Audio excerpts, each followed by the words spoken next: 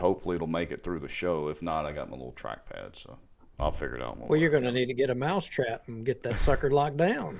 I know. I've been scrambling trying to get the stuff on my end ready, and I forgot. I had a little reminder to charge my keyboard and charge my mouse. They both usually last like a week or two at a time, you know. Anyway, so of course it was. Yep, it just did it again. Oh man, this is going to be fun. Anyway, welcome back to the show, Show 96, the return of you. I'm back. It's like the return of the Jedi. I'm here. Well, I was going to find a picture of you and then go find a lightsaber and have it up there, you know, to do a reference to arguably one of the defining moments of my childhood, which was the Star Wars series. But anyways. Now, would it have been one of those little mini Jedis, you know, and meaning like one of the little mini Yodas flipping around with the sword, or would it have been like a Luke Skywalker type thing? Well, considering that you and I are both pretty short, it would have had to have been Yoda. The wise Zen master. You would have to have spoken in reverse syntax too. Now, see, some people would have took offense to that, but, you know, being an old Star Wars person, I would have appreciated being labeled a Yoda, you know? I mean, Yoda was all the wisdom of the world. Well, you know, that's one of the other good things about this little partnership and friendship we have here is that we're both, you know, pretty close to the same age, same generation and all that. So a lot of the stuff, you know, that I experienced back then, same deal for you. So that's actually pretty cool. Now, I got to tell you, I was more of a Star Trek guy than I was a Star Wars. Yeah, oh yeah. Spock and Captain Kirk. I mean, that was my thing, brother. The TV series or later the movies? The TV series. Like, I remember, you know, the original, man, I was watching them. I was a kid. I mean, dude, I'd rush home so I could be able to watch them. I watched them every now and then, but I wasn't really into Star Trek. Now, Batman, the original Batman, in the afternoons and all that. One of my favorite shows. Oh, see, I couldn't do that. That was all fake. They had their uniforms were all like slinky and stuff wait a hanging minute. off of them. Like so Groupie, remember that? By extension, well, that is true. But by extension, you're saying that was all fake. Therefore, Star Trek must have been real. I want to be on the Enterprise. But Star Trek had cool uniforms. But Batman, I mean, look, he would hang his arm up and his uniform was like hanging off of him. Yeah, he wasn't in the best shape. Obviously, their budget was not the same as Star Trek. I don't think it was, but the car was cool. So, all right. The car was cool. Yeah, so we're 3 minutes into the show, and all we've done is go down memory lane with television and all that. So we got about 26 people watching. We've got some interesting stuff to talk about tonight upon your return. I'll start off. We got a little 2-minute teaser video. I didn't really put it in the event listing because I was still working on it, but we got a really interesting, about 2.5 minute video that we're going to show. That is a teaser for a longer video that'll be released, should be released before next Tuesday. We may actually release it during the show next Tuesday or something. We'll figure that out. Anyway, and so what else are we going to talk about? Well, we've got a lot of things to gibber about, and I mean, we're kind of going to, you know, jump all around South Bossier. You know, we're going to go down to Sobo. I mean, there's some stuff going on around the Grove. Mm-hmm. I seen in the notes you had put that in there. Yeah. You just talked about the Cypress District a little bit. Did you say Cypress District? Yeah, you did. Yeah, and if we say it 2 more times, that'll give us a total of 3. It'll be like Beetlejuice. Yeah, vote buying or marketing. I mean, I don't know. I just do they approve of vote buying going on? I mean, is that the new era of politics in Northwest Louisiana? Vote buying? Well, and not just that. More importantly, what does it have to do with Beaujax? We got to discuss that. You know, I don't know. Maybe we'll explain that. I mean, maybe it has something to do with the local legislator. We'll talk about that as well too. Could be very interesting. I did see in my absence you had Robert Mills on. Yeah, and we'll discuss a little more of that, maybe a little more follow up on the Barksdale gate entrance drama situation, because you had actually reminded and corrected me after last week's show and all that when we were talking, and said, yeah, but remember we talked about that several episodes ago. So we'll kind of review and catch up on that. And what about the bridge? Well, I mean, did Bossier did the city council president buy a bridge for the city of Bossier? That sounds Yeah, intriguing. another councilman asked him, "Did you buy a bridge for the city of Bossier?" Well, I wasn't even aware of that, so this is going to be a surprise to me. Looks like I need to check our notes. All right, well, Yeah, he let's go ahead and let's do our countdown. I've got to go do something and deal with my mouse situation while our countdown is going. Folks, y'all kind of know the drill if you've been here for a while watching. If you're new, we're going to do about a 2.5, 3 minute countdown. That gives us time to kind of share things out. We also ask that you guys tag and share this video out as well. That helps us tremendously. Go grab you some popcorn, a stiff drink, and we will be back shortly. If I can hit the right button here. Countdown, here we go. Just so they feel helpless, they don't feel heard, they have nowhere to turn. In all honesty, we try to lay low.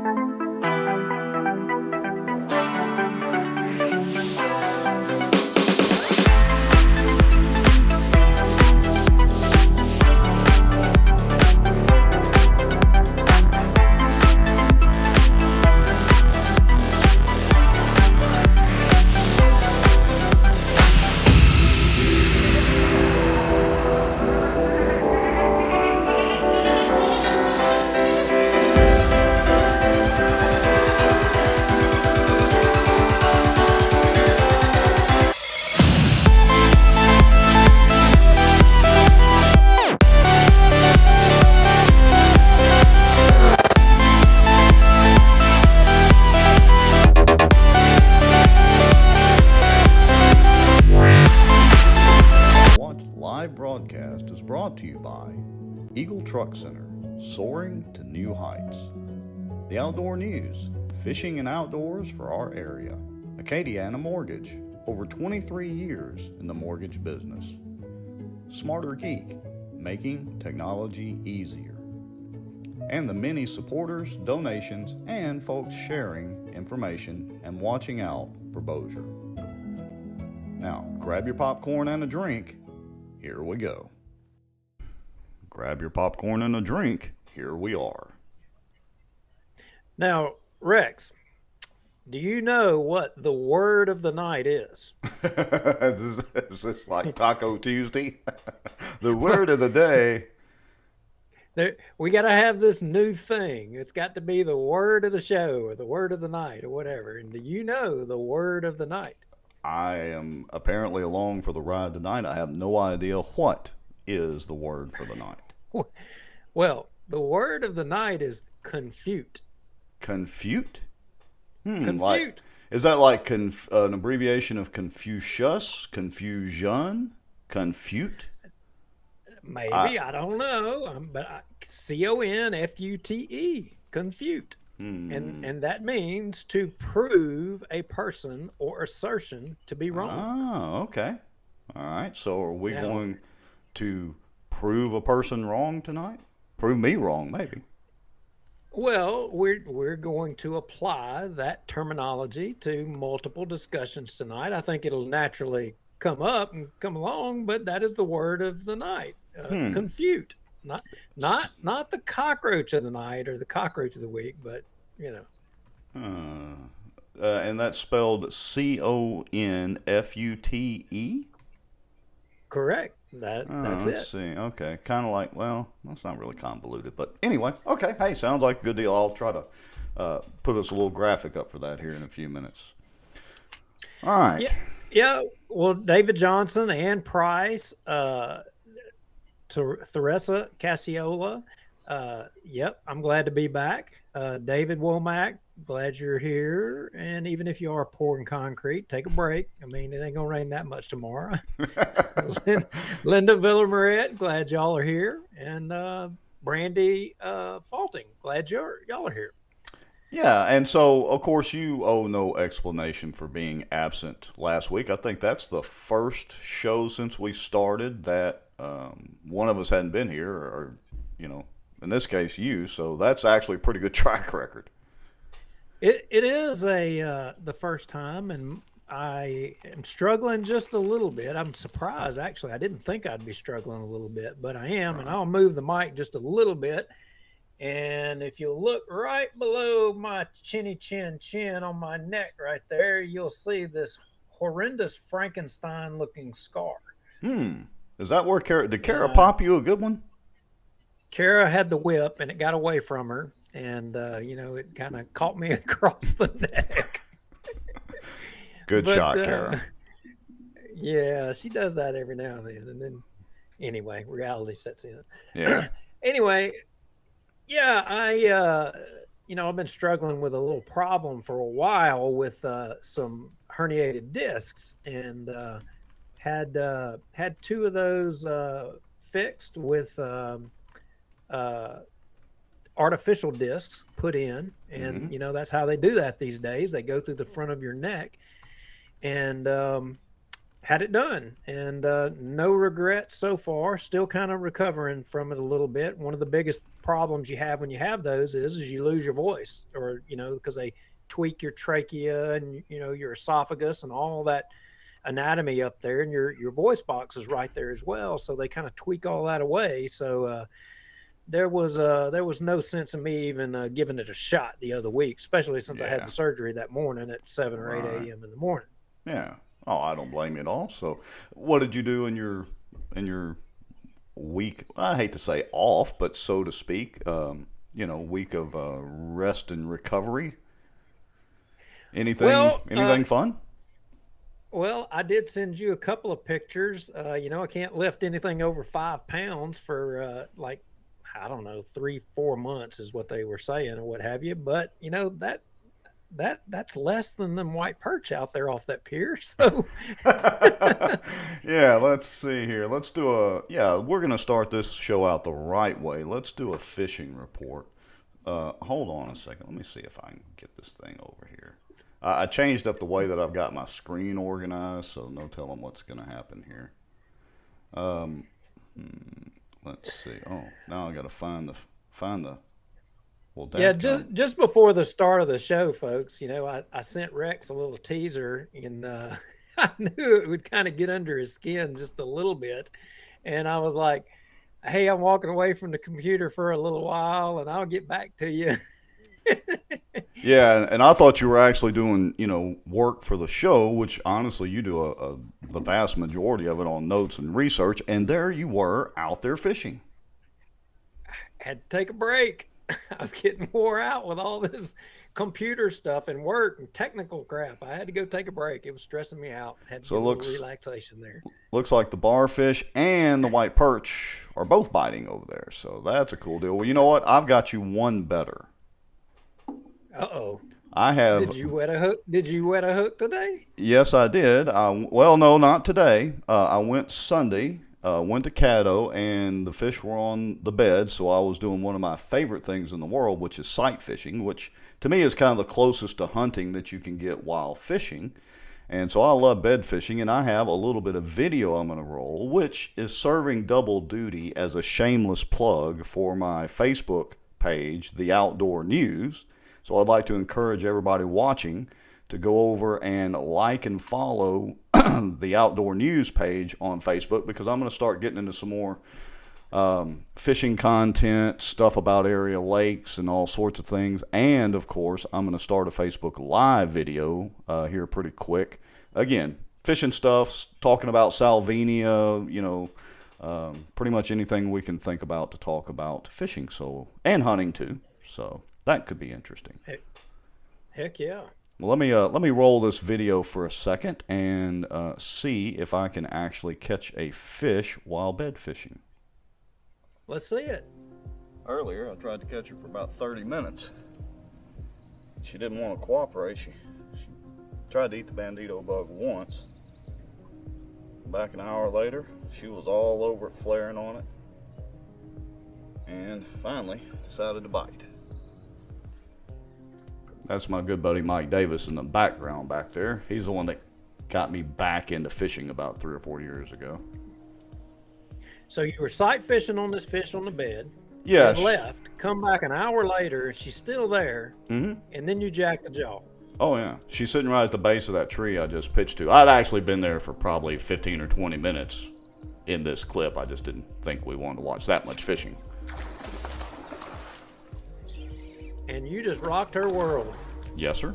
Funny thing is, of course, I turn her loose. Within 4 minutes, actually that's the male, within 4 minutes, the male is back on the bed. Wow.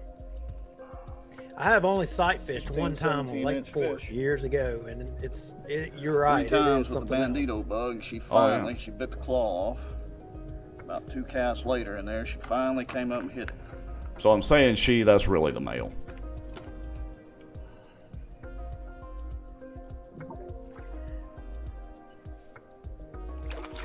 Cool. Yeah.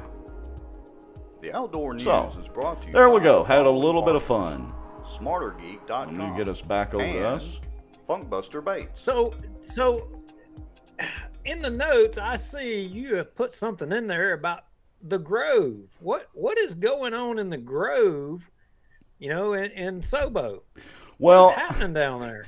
I saw this post. Let me see if I can get this screen ready, and I'll try to set it up while I'm behind the scenes trying to get this ready. So, kind of interesting that I saw a post from, one of our good buddies and former third amigo, now I guess first amigo or whatever. Anyway, Councilman Chris Smith.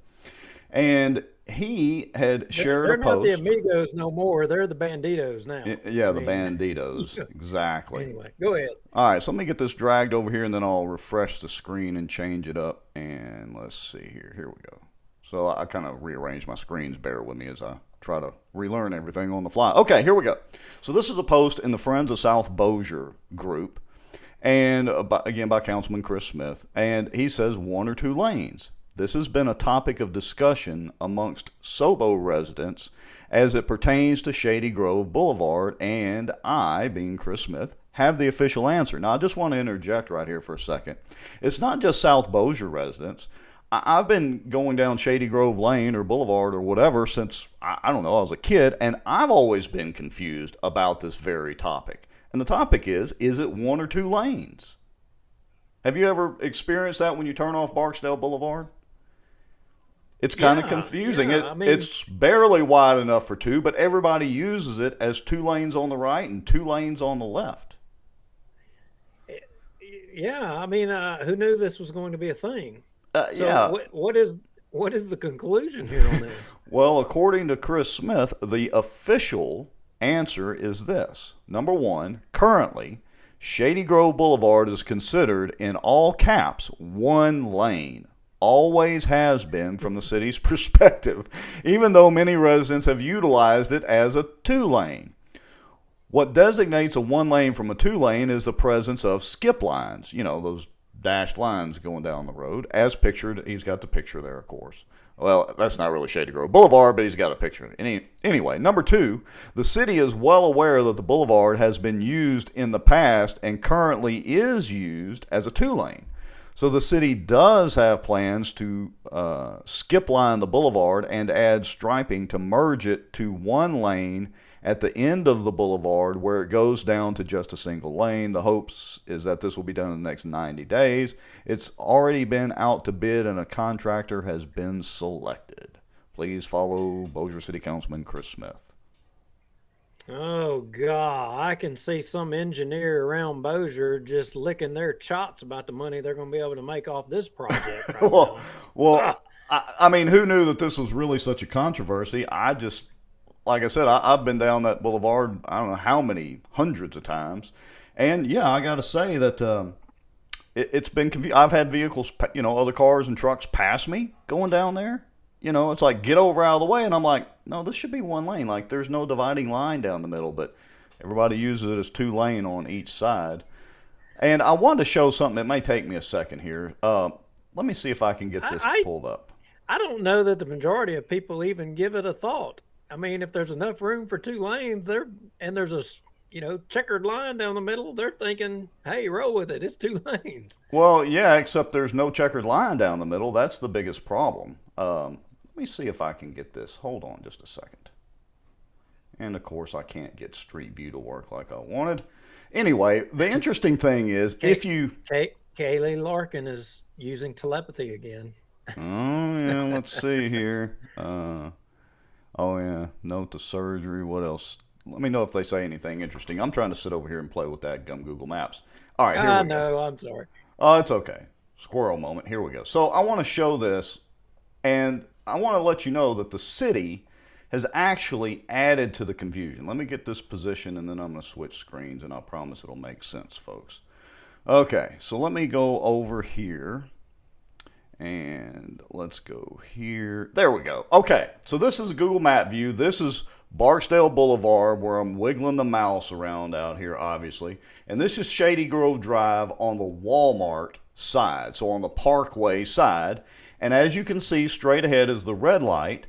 And over to the right, again, where I'm kind of wiggling the pointer, is the little fire station right there. And notice as I come up here, the city's got it two-lane coming into Shady Grove Boulevard. When you cross the railroad tracks right there, there's two lights and the turn light. There's no turn indicator on, sign on either of these lights. So as you cross Barksdale Boulevard, it's literally two lane coming in here, and then there's this little bottleneck, and then you come out here and see there's no striped line. That is a crack in the concrete. So hopefully the city is, going to follow up on their efforts to correct this travesty of traffic engineering in Bossier City. I don't know. You know what? Be free. Just roll with it. Choose your path. It's two lanes or it's one lane. Whatever you want to do. yeah, one or two. Free for all. Go do what you want to do. So anyway, that's the Shady Lane or Shady Grove. If I can talk tonight, Shady Grove controversy for the evening. Now, things may have changed down there. I mean, at one time, I lived down there in Shady Grove, and, I used to jog that neighborhood. I remember it, and I'd jog all the way back there to the park, and, I loved it down there. I mean, it was really nice, but, I hear things are changing down there a little bit, and, it may need a little bit more government control with lines telling you which way to go. I don't know. Maybe so. Government control, what a buzzword. I would default to Brandy faulting and people that live down there as to what they think is better. And in the comments, Brandy writes, the sidewalk and lamp construction is making it damn near dangerous to get to the park for ball practices. Yeah. Let's put have to defer to the folks that are living there. Yeah, and Tim Euler, our good friend Tim, says those look like Shreveport roads. Don't insult us like that, Tim, but you're right. They are filled with cracks. That's probably Shady Grove's got to be one of the older neighborhoods in Bossier City. I used to have family that lived down there, and that's, of course, back when I was born. So it's been there for quite a while. There's Robert H. Well, Wright. Good to have you watching. Well, again, Sobo, remember, there's a little technical fact that a lot of you folks may not realize. You have more rooftops in South Bossier than there are in North Bossier. That's a fact. And it only is a fact, and it only is relevant if you exercise that, numerical advantage. Keep that in mind. Yeah, that's a good point. One of the issues during the mayoral campaign and city council races and all that was, South Bossier always gets forgotten and everything going on in North Bossier. And we've seen division there with the city council. But, yeah, you raise a good point. If you don't like it, show up to the polls and vote. Okay. And, show up at the council meetings. Yeah. A lot of people say, and a lot of people have took their football and went home, rolled up their tent, and you don't see people going to the council meetings anymore. I mean, and unfortunately, this isn't a short game, never has been. It's a long game. And, they're going to thumb their nose at you, and you're going to lose more times than not. But I promise you, your persistence and not going away weights things. It really does. Yeah, we've got some of the city council meeting we're going to show here in a little while, but there were 3 people at the meeting? I mean, other than the city council guys and Rauschenbach, Ben. Yeah, so Ruttenbuck. Ruttenbuck. So there were 3 people sitting out in the seats that I saw the little bit of the meeting that I actually watched. So, yeah, got to go to the meetings, folks. Of course, neither one of us were there, so, But, hey, we're here talking about it. So our favorite, most talked about subject that we talk about a lot, not King David and the Zambonis or Jacobs or Chandler, no, but the good old Cypress district. We hadn't been there in a while, but I understand that you did a little bit of investigative stuff, and you've been working on something, and you got something to present.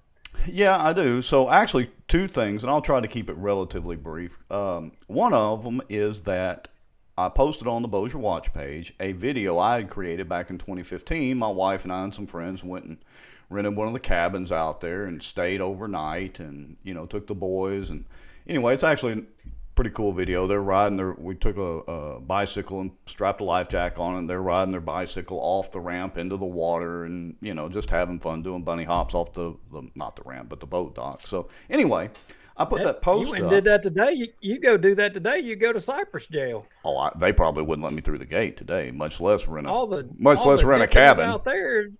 They would hook you up, cuff and stuff you, and have enjoyment out of it. Yeah, or I'd end up in a lawsuit. Let me know if you have that plan again. I'll be out there because I want to video it. Yeah, we need to go have some fun now that we're old grumpy guys with gray hair. But anyway, so I made that post. And so anyway, I'd encourage folks, y'all go check out that post, comment, and let us know if you've had any experiences camping out at Cypress Lake, good or bad. I'm not just trying to slam the camping area out there, but good or bad, go check that out. Now, the second thing is, we've mentioned many times on the show Renee Hall and her husband David, and she's been pretty active. Well, actually, they both have pretty active and vocal on some of the shenanigans going on out at the Cypress District. And they are involved in one of the 170 plus lawsuits that the district has been involved in. David and Renee are one of those. It's an active lawsuit right now. And it's all over a 30 by 10 strip of property and a whole lot of stuff. We're not going to get into all that tonight, but Renee's decided she wanted to tell her story, so shot some video, and I've got about 2 minutes of it that I want to play. And at the very beginning of the video, you're going to hear a quote that I think you'll really appreciate. Looks like we may have lost Duke, or did we lose me? Let's take a look and see. Duke, you are completely frozen in time. Let's make sure I'm still live. Folks, let me know in the comments if y'all can still hear me. And if we are live, Duke's frozen, so I got to make sure it's just him and not me. Let's see here. And it's all over like a 30 by. Okay. Yeah, looks like I'm still live. So let me catch up again, folks. Technical difficulty. Duke may have to come back in here in a minute. There you are. You were frozen. Don't know what happened. Well, I looked and I was like, man, he's really paying attention and listening to what I'm saying, but you were frozen in time, so I had to make sure it wasn't on my end. Anyway, okay. Thank you, Miss Ann. Thank you, Christina and Kaylee. Thank you, Tim. Yes, okay, so we are good. We are still live. All right, so anyway, continuing. They're involved in this lawsuit. We're not going to go into all that tonight. I've got a 2-minute teaser, and then later this week, and we may actually launch it on next week's show. She's got a video. It's probably going to end up being 10 or 15 minutes of information that she's going to share about the lawsuit and what's going on, because we have a right to know. There's, all told, I think she may say it in this video, but there's been probably $200,000 spent on this lawsuit, about half between the halls and half of it the Cypress District. So anyway, with that said, I'm going to roll the video. Here we go. I guess it's that good old boy system that they talk about. It's very upsetting, and it's been going on a long time and costing us a lot of money, but also it's costing taxpayers money that should not be being spent. There are men over there that are power hungry and vindictive and are trying to make us some kind of example of the power they have, is all I can imagine. But it's just wrong. And I heard that they are doing it to other people also, where the executive director comes in, he tells them they can do something, they do it, and then all of a sudden they've done something wrong. It's a bad pattern, and it needs to stop.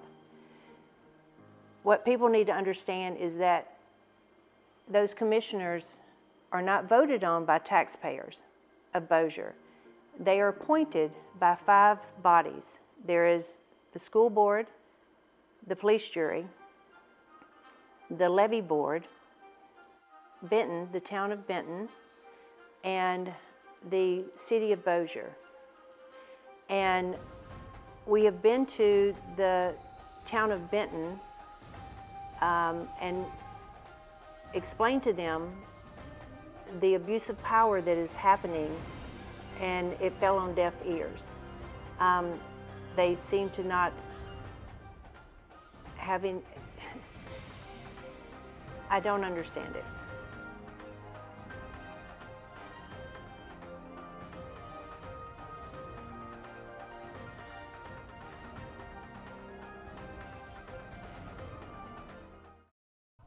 Okay.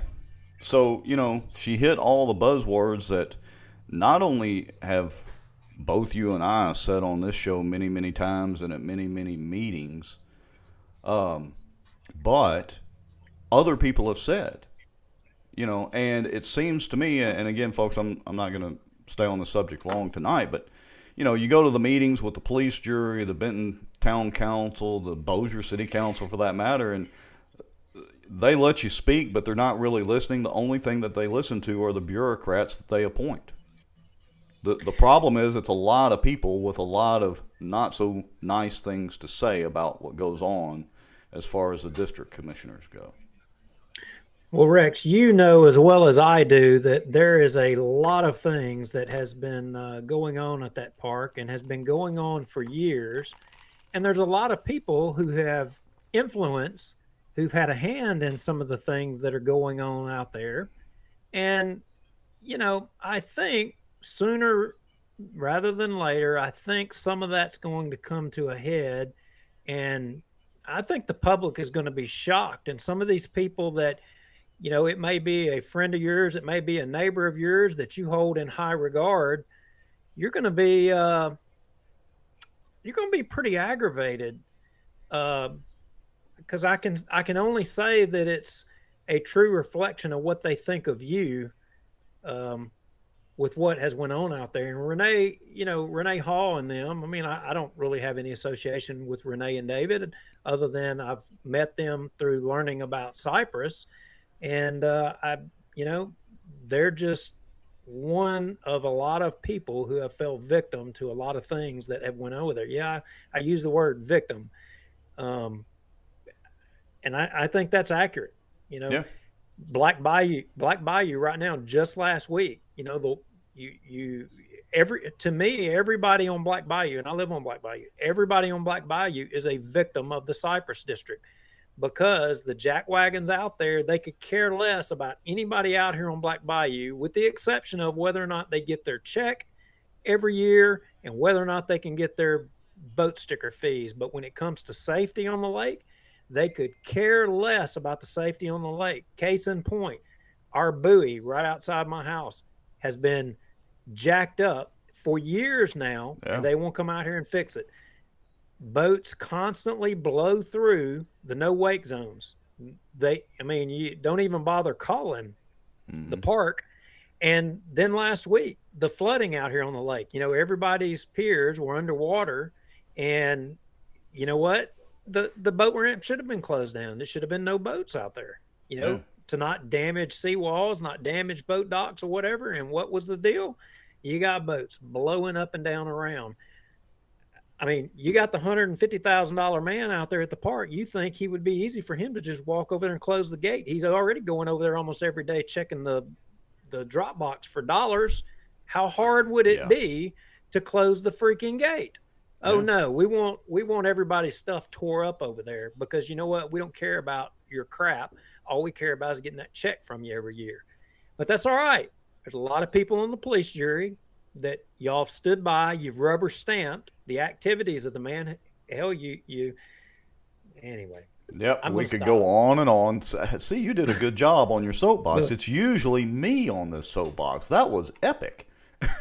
Look, and you just let me go on. You weren't even going to stop me. No, I'm just sitting here. I was going to do like you did a few minutes ago, just be frozen, listening intently. You weren't even going to stop me. You just going to let me go. Just let him burn his voice out right here on the Cypress District. Yeah.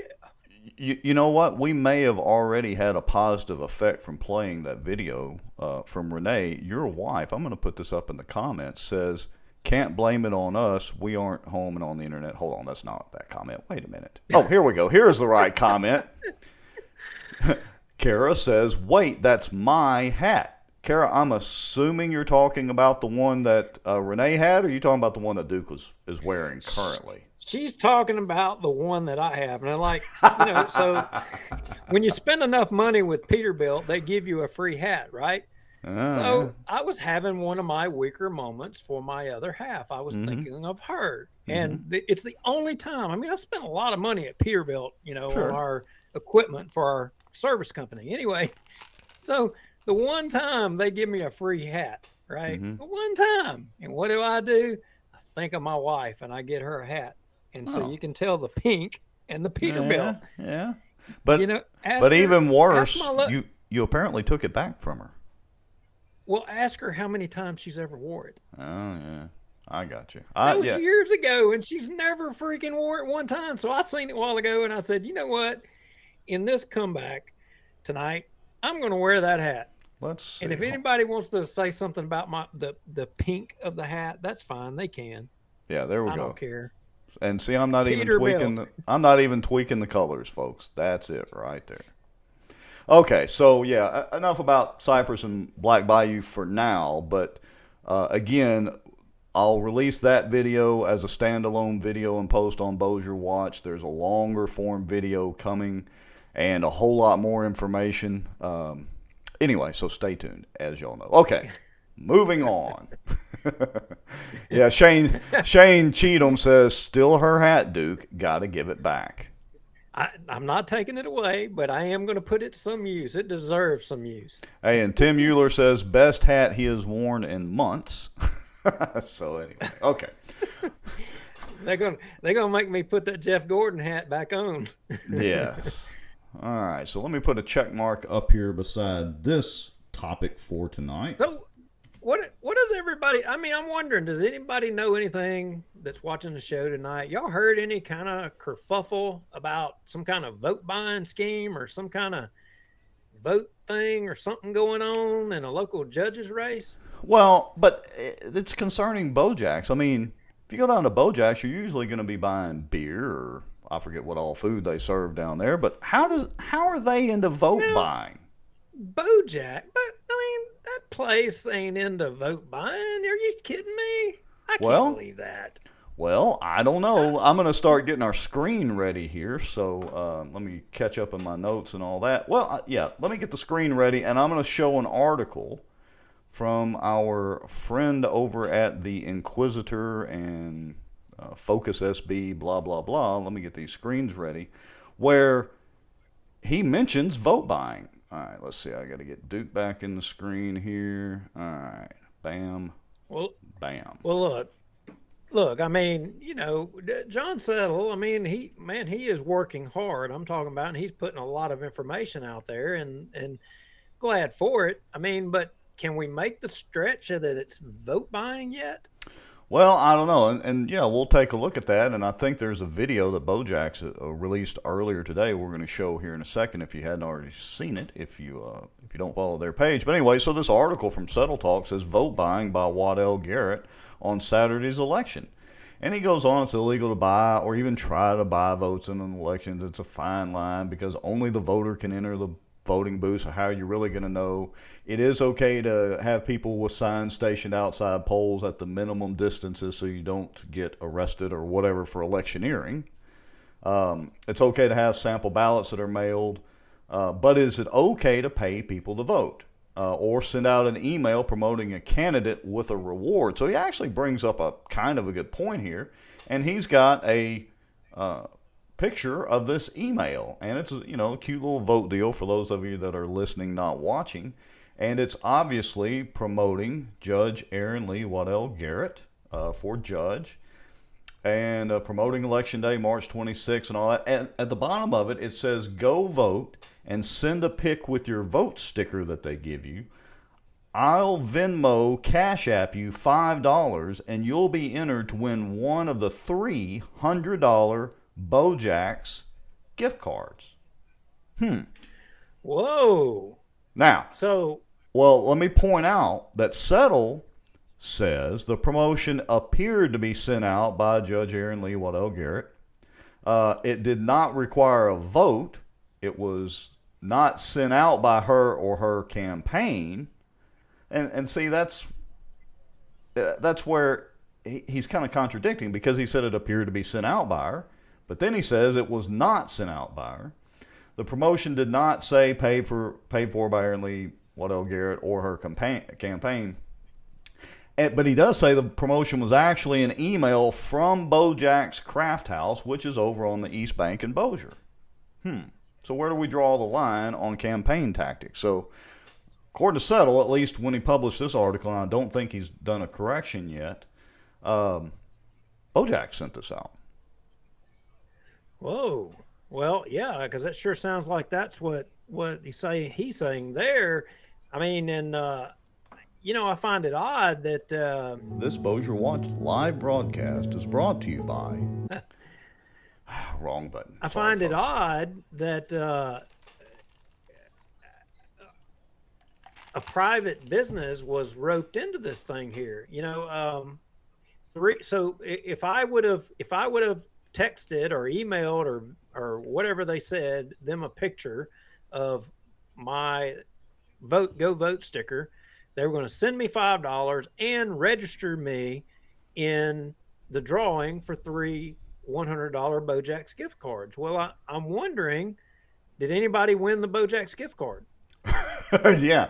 Anybody know anybody that actually won one of the gift cards? I didn't get that email. I did get a text message from the campaign reminding me to go vote for her, even though I'm not in her.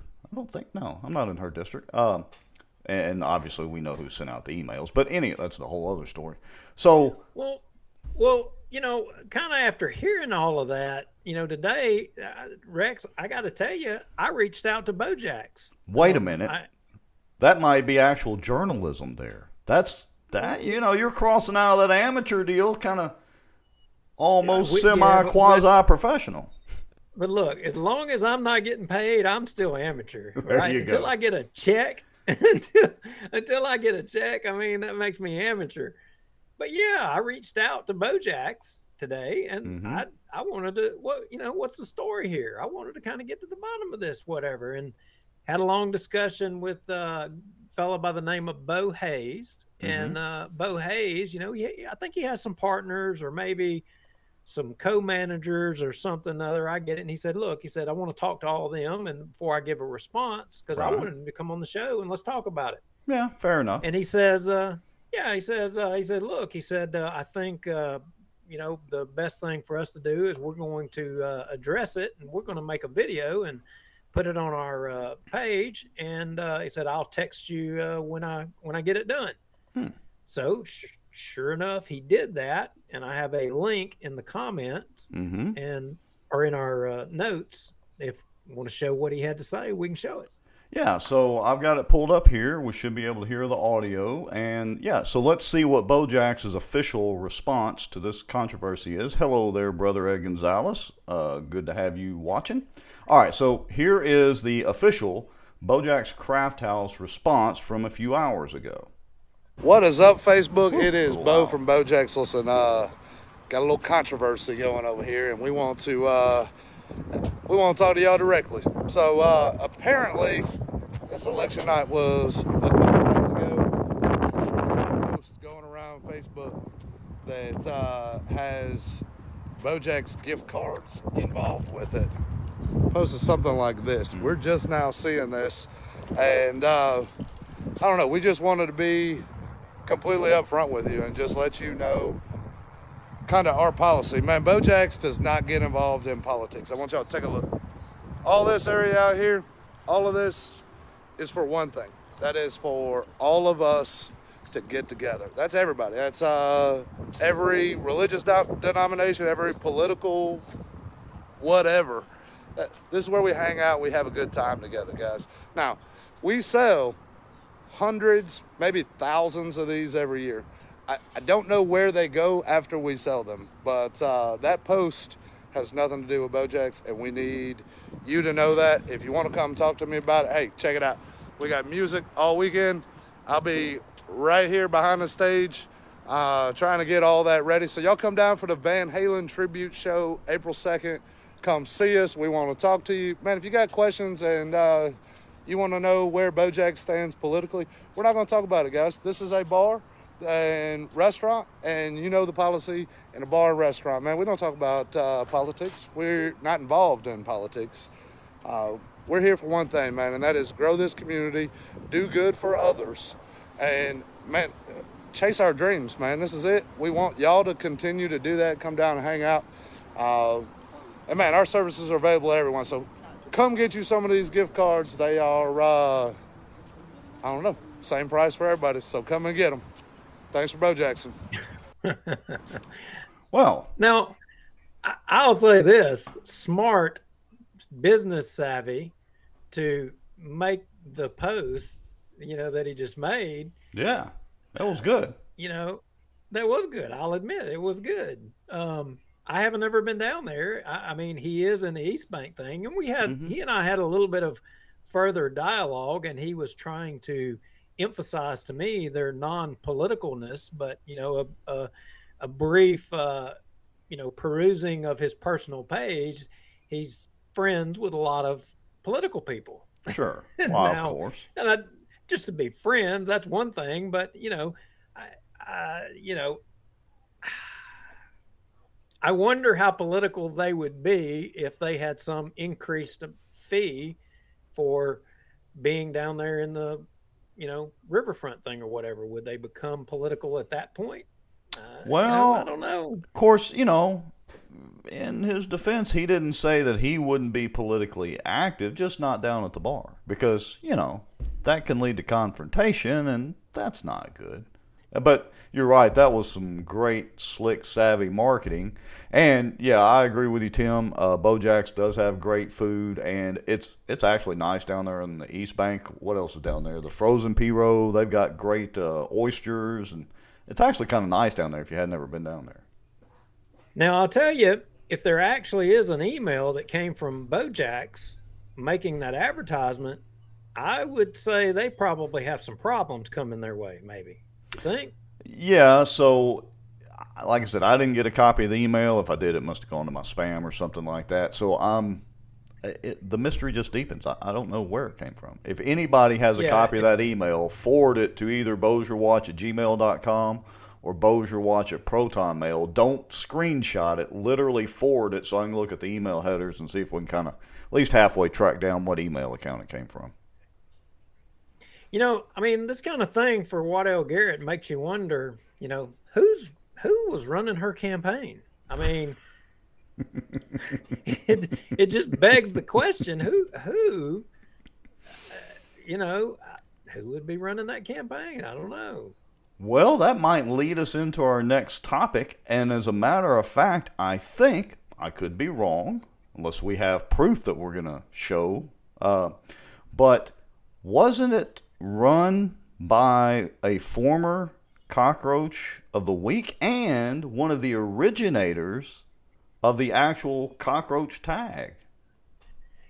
Yeah, I think you're hitting on something there, and actually a multi-week cockroach at that, not just one. She's held the title multiple weeks, and I think not only did she run the campaign for, you know, the Garrett person over there, you know, for that Second Circuit Court of Appeals, but I think she also ran one of the campaigns for the Ali Aiello's campaign here in Bossier.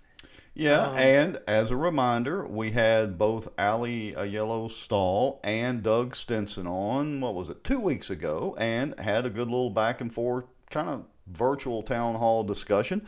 Look, to be honest, I thought that they both did well. As a matter of fact, my wife was watching the video, Gina, and she said, hey, that Ali girl did pretty good. I had to agree. So surely that Ali didn't have anything to do with a Beaujax Venmo deal. Yeah, no. Okay. We're not saying that at all. We're not actually saying nothing about Ali Aiello Stahl, that Sure. she had anything to do. Absolutely nothing. Got nothing but high regards for Ali Aiello. But, you know, and the thing is what's wrong with that? There's nothing wrong with, you know, the fact that she may have had the same consultant for, you know, a campaign over in Caddo and a campaign here in Bossier. But, you know, by chance, I just took the liberty. I was just curious. So obviously, I know there's some connections some connection to Beaujax and the Garrett campaign. Obviously, because you saw this, you know, this attempt at vote things to go out.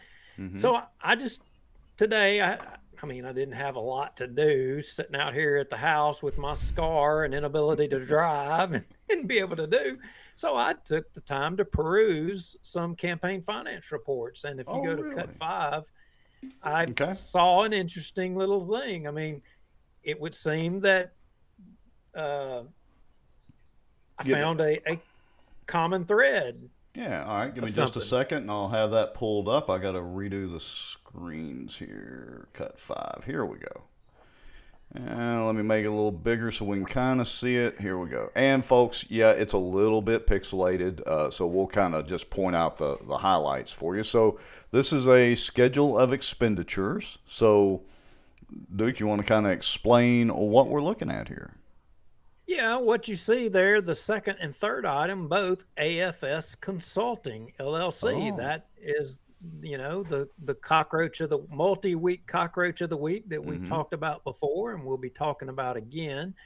And then if you look down 1, 2, 3, 4, 5, is it 5? 1, 2, 3, 4, 5. Yeah, I think it's fifth. Yeah, give me a second. Item. Yeah, I'll be still with it here in a second. Yeah, there we go. Beaujax Craft House is in there.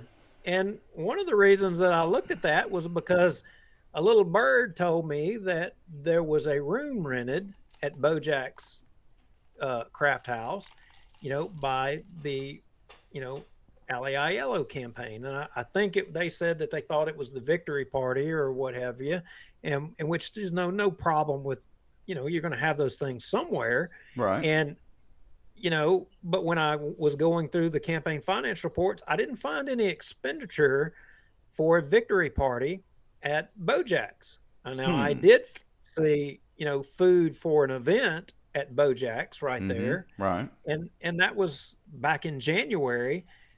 Maybe that hasn't been reported yet. That maybe that's the case, but the thing I wanted to point out here, Allie, our AFS Consulting, Mm-hmm.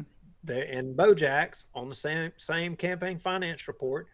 Garrett campaign and Beaujax, you got something there. Hmm.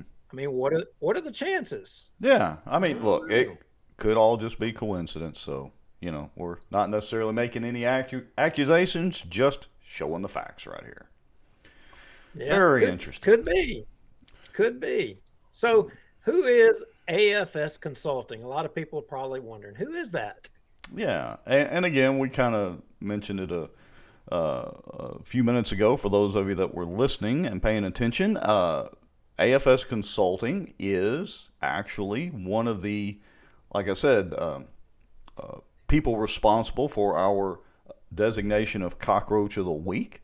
We were called literally cockroaches and cohorts in a text message conversation between Doug Rimmer and Duke.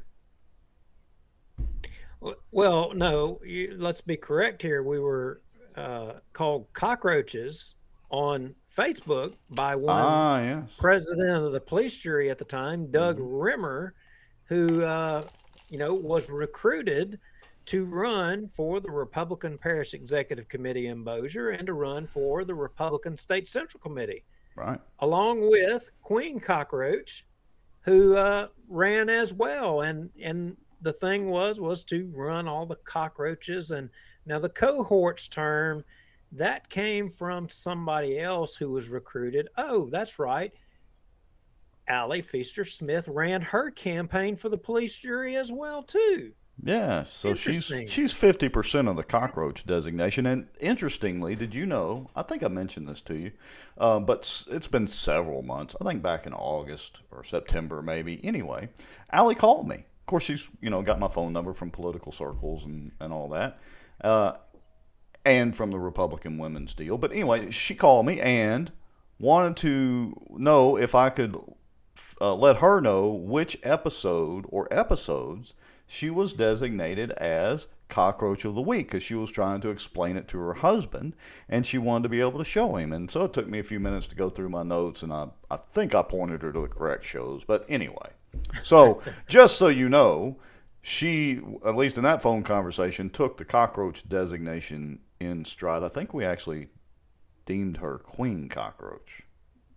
Maybe. Yeah, Anyway. she is the Queen Cockroach, without a doubt. So Rex, the thing is, she's not just somebody. I mean, she's somebody. Well, she's been kind of like, me. She's been in political circles and things for a while. But yeah, I guess, where I really remember that we had a very interesting conversation was back during the, let's see, when was it? Was it back during the recent Senate race between Mills and Gaddy? Jason Woolsey, I don't know if you remember Jason, who he was kind of politically active then around Houghton. Anyway, he had a deal out at Swamp Daddy's in Houghton.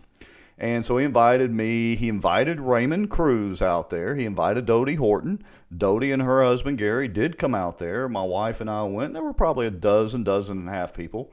Raymond did not. Now, I don't remember if he had a prior engagement or whatever, but he sent Allie out there to this meeting. And we had an interesting conversation about knowing what politics your co-pilot in a B-52 would be and whether that would be an issue flying for a B-52 pilot.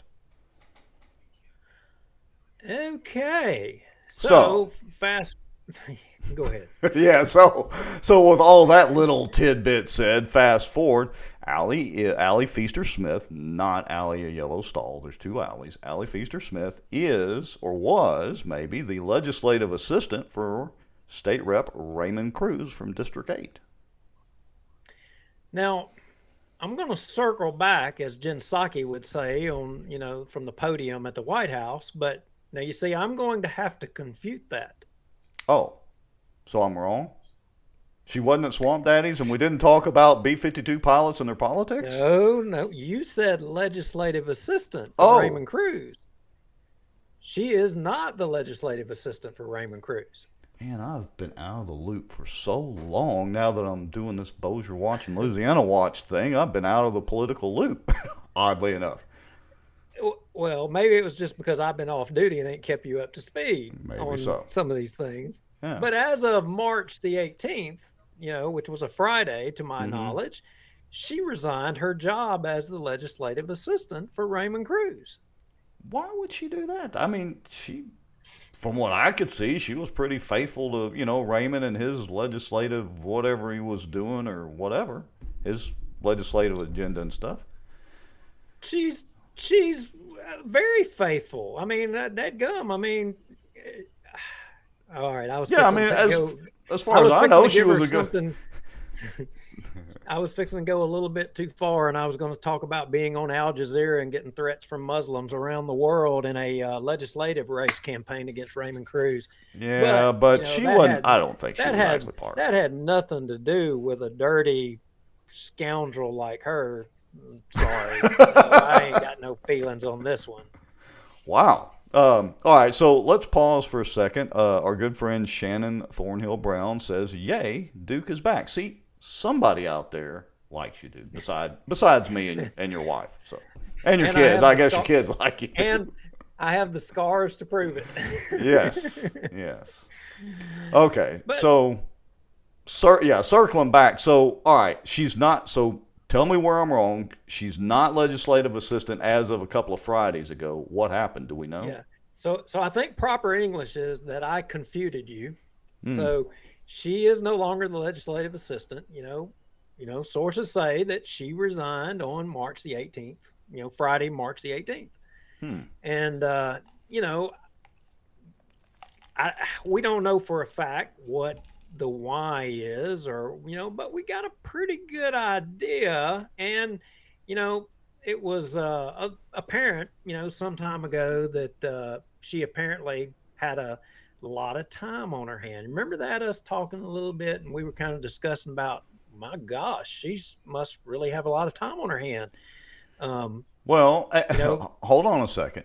I got to pause this again for a comment from Kaylee Larkin. Kaylee says, does he even do enough to actually need one? Ooh, ouch. Ooh, Kaylee, bringing the fire and brimstone. But you know what? We're going to try to answer that question here in just a minute and tell you a little bit. But, Rex, remember us talking about, we wondered kind of what maybe she was doing as the legislative assistant for Raymond Cruz. Remember us having that discussion? Right. And remember we asked a question or two, and we remember we got an answer back, and then fast forward to Bossier City, and you remember the new requirements for a CAO in Bossier City, and how underwhelming Shane Cheatham, who's watching right now, was because he didn't have a master's degree. Oh, yeah, I remember. Yeah, that's why the city council, well, that's not really why, but let's pretend that's why the city council didn't want to approve him. Yeah, or even remember vote. Remember all that gibberish that was been plugging down in there, that most cities with a CAO have a CAO who has a master's degree. And ironically, Allie Feaster Smith, she got her master's degree. Well, Jolly Willikers, she was able to complete her master's degree while she was the legislative assistant. Well, good for her. What could possibly be wrong with somebody furthering their education? It's really no surprise to me. I mean, government cheese. I mean, where do you think the term comes from? I mean, milking it for what she could. I mean, she did it. Wait a minute. Kudos to the queen. Wait a minute. So, what exactly are we insinuating here? And I did do a collective we. I'm just saying it must be nice to do your college work and get your master's degree while you're milking the taxpayers. That's what I'm saying. It must be nice. Okay. So, to be milking the taxpayers to get her degree, she would have had to have been either taking classes or studying or doing online courses or whatever while she was being paid as a legislative assistant during legislative assistant time. Yeah, yeah. And I'm not going to go back looking for all the Okay. records and crap like that. I mean, I'm not going to go doing all that. But you can't tell me she wasn't sitting over there at the office studying for her master's degree on House District 8 time. I mean, you can't tell me she wasn't. Well, true. And look, let's be clear. I mean, if Raymond wasn't putting forth a whole lot of legislation, as Kaylee really alluded to there, and she didn't have a whole lot to do, would you rather pay her to twiddle her thumbs, or would you rather, at least let her further education? I mean, if that was the only thing. Well, I mean, look, I would if I would have been the representative and she was my legislative assistant, I would have given her something to do. I would have tasked her with something. I mean, surely there was something. I mean, and I'm not talking about, remember the hostile takeover of the PEC and the Republican State Central Committee that she and Richard Ray and all of them organized. Remember, Right. remember we've had the person that sent us the information that said that Raymond Cruz himself personally recruited Doug Rimmer to run. Yeah. You ran against Doug, and Right. Allie Feaster, she ran against me for the State Central Committee, and she beat me by 12 votes, which was amazing because I mean, you and I are ultra conservative. I mean, we're like right of the Attila the Hun. I mean, how could these people possibly? I mean, Taxman Rimmer. I mean, Well, and look, we've been robbing Peter to pay Paul, and Paul's broke. We need higher gas taxes. 23 cents a gallon, fine with him. That Doug Rimmer, which I can cue up that again. I've got it ready. But that's okay with the with the conservative Allie Feaster Smith and Raymond Cruz. But I want to be clear. So yeah, Rimmer did beat me. I forget, pretty good margin. Not a big deal because honestly, I didn't really campaign. He really didn't either. It was for the PEC. But the interesting thing was I waited till the final day to make a decision whether to qualify or not, and waited till that afternoon, and it wasn't even 2 hours later. Like, right, it wasn't long before the clerk of court's office was closing, lo and behold, Rimmer runs up there and qualifies. Now, maybe he already had it planned. I don't know. But the other thing, the more important thing is... It's almost as if somebody made a phone call. I don't know. Somebody Maybe was so. monitoring it and made a phone call. Maybe so. But even more important than that is, when you and I were on the PEC together, and Mike Collier was leading the PEC and all that, and great group of folks, Ann Price, Barry Butler, all that, Rusty Lombardino. Anyway, we were relatively active. I mean, we had regular meetings. We released regular public statements and all that. And what's really concerned me is the official Bossier Parish Republican Party. I know you're still on it, but hasn't been that active. Really not. With some fairly major stuff that's happened going on around here.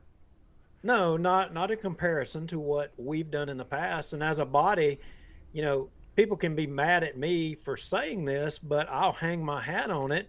I mean, we helped to defeat the highest tax increase in the history of Bossier Parish. Yes. You don't get to not be a conservative I butchered that. I mean, you're a conservative, you take that position. Yeah, You're there's a difference.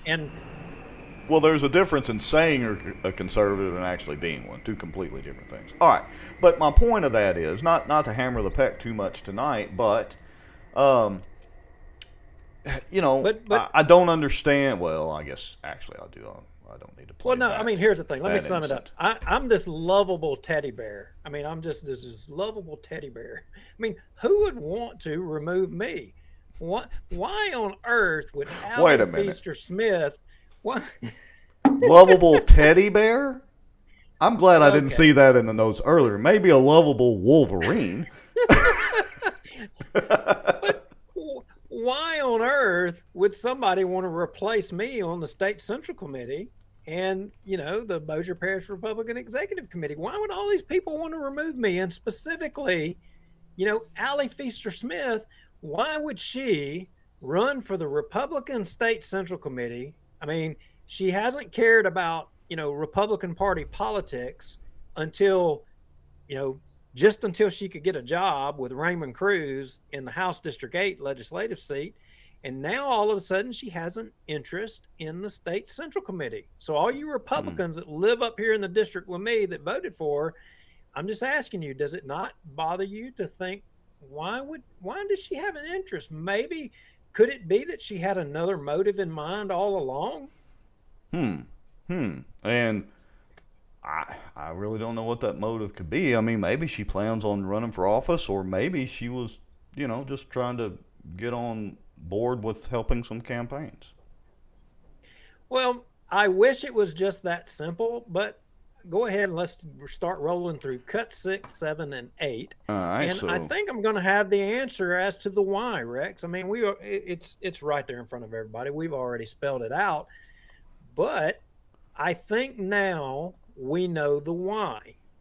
So if you see here, AFS Consulting, the same AFS Consulting that you saw in the campaign finance report for Ally Aiello, was also the on the finance reports for Waddell Garrett, who you saw the thing with Beaujax and that questionable vote thing, get $5 on your Venmo account and gift certificates and all that stuff. And to that point, I'm told that people in Baton Rouge, namely the Attorney General's office, the Ethics Board, all of them have already, in the Secretary of State, have all got that. I'm told that there's investigations or an investigation already coming on that. But hey, I want to let me take us just in a little circle for a second. Do you remember back during the Shreveport mayoral race? When was that? 10, 15 years ago? Which of the Woolley brothers was it that got in the hot water? Who was it that was doing the fried chicken thing? Or was it barbecue chicken? It was Ryan. Remember, they were pushing the envelope. And look, I mean, your buddy may get mad at me, but, Ryan and your buddy Growl were all up in the middle of that over there. Good old Martin. And remember, that's when you had Heavy G and the sign deal, and they were getting into the argument about different size signs and the chicken and the limousines, and that might have even, the limousine thing, that might even had something to do with my buddy Ronnie Ramirez, but I don't know for sure. Maybe so. I don't know if he was a part of that or not. All right. Anyway, so sorry, taking us around a little circle, back down memory lane of politics. Yeah. So go to cut 7 and 8, and I think we're going to find out why she wanted to be on the Republican State Central Committee and why she had an interest in trying to get control of the Bossier Parish Republican Executive Committee. And so I'm trying to get this blown up as large as I can and sized up. Give me just a second. Okay, so this is, let's see, what is this? Well, what you're looking at is page 1 of a 2-page spreadsheet that was sent to us, and that kind of got us going down the road here on this thing. And it lists a lot of people. You see right there, top of the list, Wes Shepard. And, in 2019 is the first one. Yeah, Wes, we're plugging you a little bit. Yeah. You see Barry Milligan. There's Raymond Cruz. Natalie Howell. Remember, Natalie Howell was a Shreveport for a judicial race, I think, in Caddo. There's Sonny Park's campaign. And interesting. Fundraising retainer. And just kind of reading some of this for the folks that are listening instead of watching, or that maybe you're on your mobile phone. I know the type's a little small. There's lots of listings down here. Campaign consultant, campaign coordinator, consultant fees, so on and so forth. And they keep going, and we've got a page 2 that it goes all the way up into 2022. And you'll notice Cajun Pack is on that list as well too. Right. And that's familiar. Look at that if I can get it positioned correctly, that's a familiar name beside Cajun Pack too. Yeah, and we'll come back as we kind of get through all of this, and we'll talk about the significance of Cajun Pack, and then you see sorry. My goodness. Sorry, I couldn't resist that.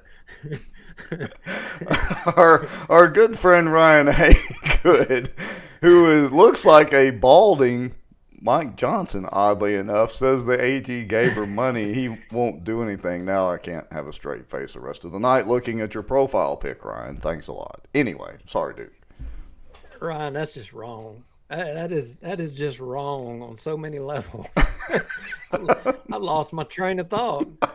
I don't even know what we were talking about. Move on. Where's the notes? Allie, you're off the hook. It's okay. All right, we were talking about Cajun Pack 2 and the familiar name of Jeff Landry beside it, which prompted, actually Ryan had put that comment up a couple of minutes ago, which prompted the comment from Ryan. So. Yeah, so we'll come back to Cajun Pack, and we'll but plenty of names: Allie Ayala Stahl, Juliana Parks, all the names on there, and that was just those 2 pages there was almost $75,000. Well, that's a lot of campaign consulting and work for a full-time legislative assistant. Yes, it is. Now, it begs the question. I mean, did the legislator of House District 8, was he aware of all of this? Did he approve of all of that? I mean, I'm just wondering, was any of that done on House District 8, legislative time? Was anything done? Did she make any phone calls? Did she make any emails? Did she do anything on House District 8 time? Yeah, because if she did, then you're right. That is definitely a challenge for both she and Raymond Cruz. Look, if she was doing it in her off time, depending on what her hours were or whatever, good for her, whatever. But if she was doing it on the taxpayer dime, that's not good, potentially. Yeah, so not knowing for sure, I mean, is it possible that she has a life outside of being the legislative assistant for House District 8?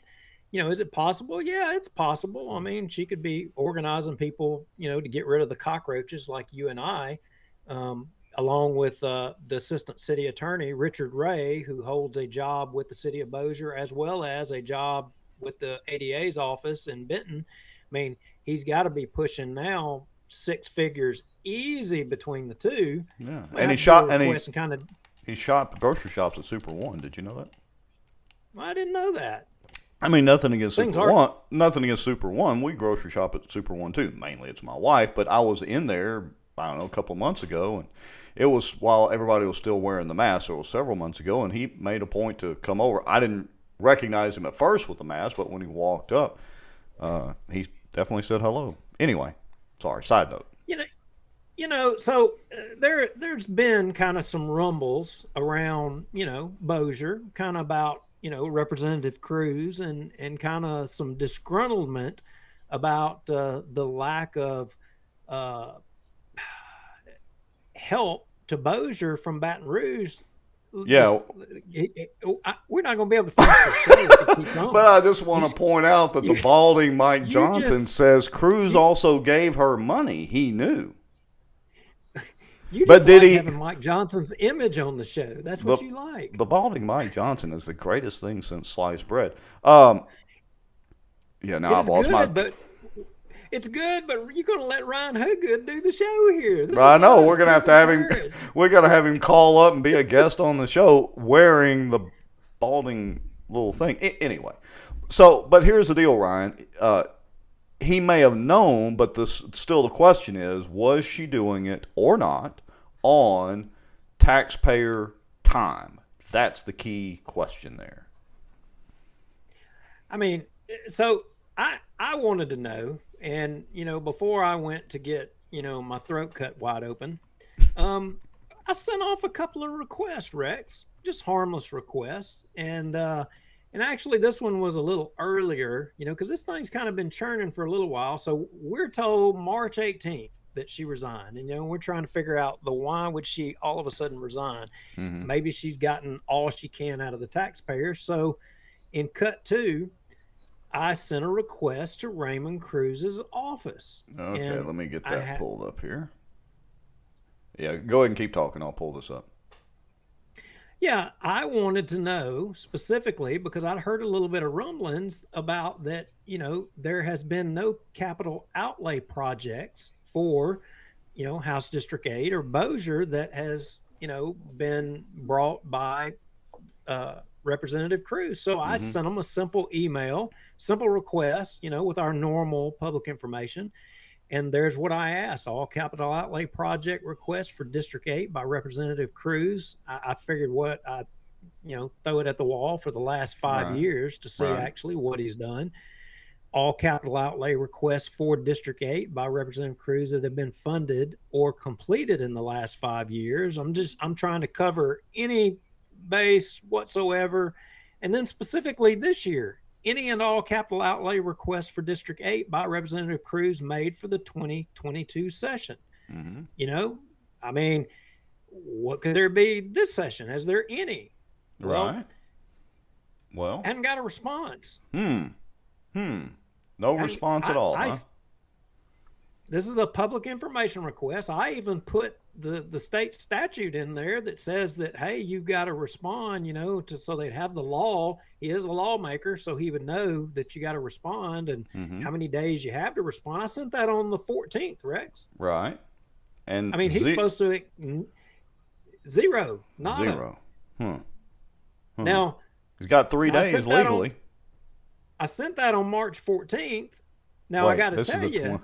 So by March 17th, or whatever the 3 business days were after that, his office is legally bound to at least respond. They don't necessarily have to provide the information, but they have to at least respond and explain if they can or cannot provide the information, or if they need additional time to provide the information. You got 3 days on an information request.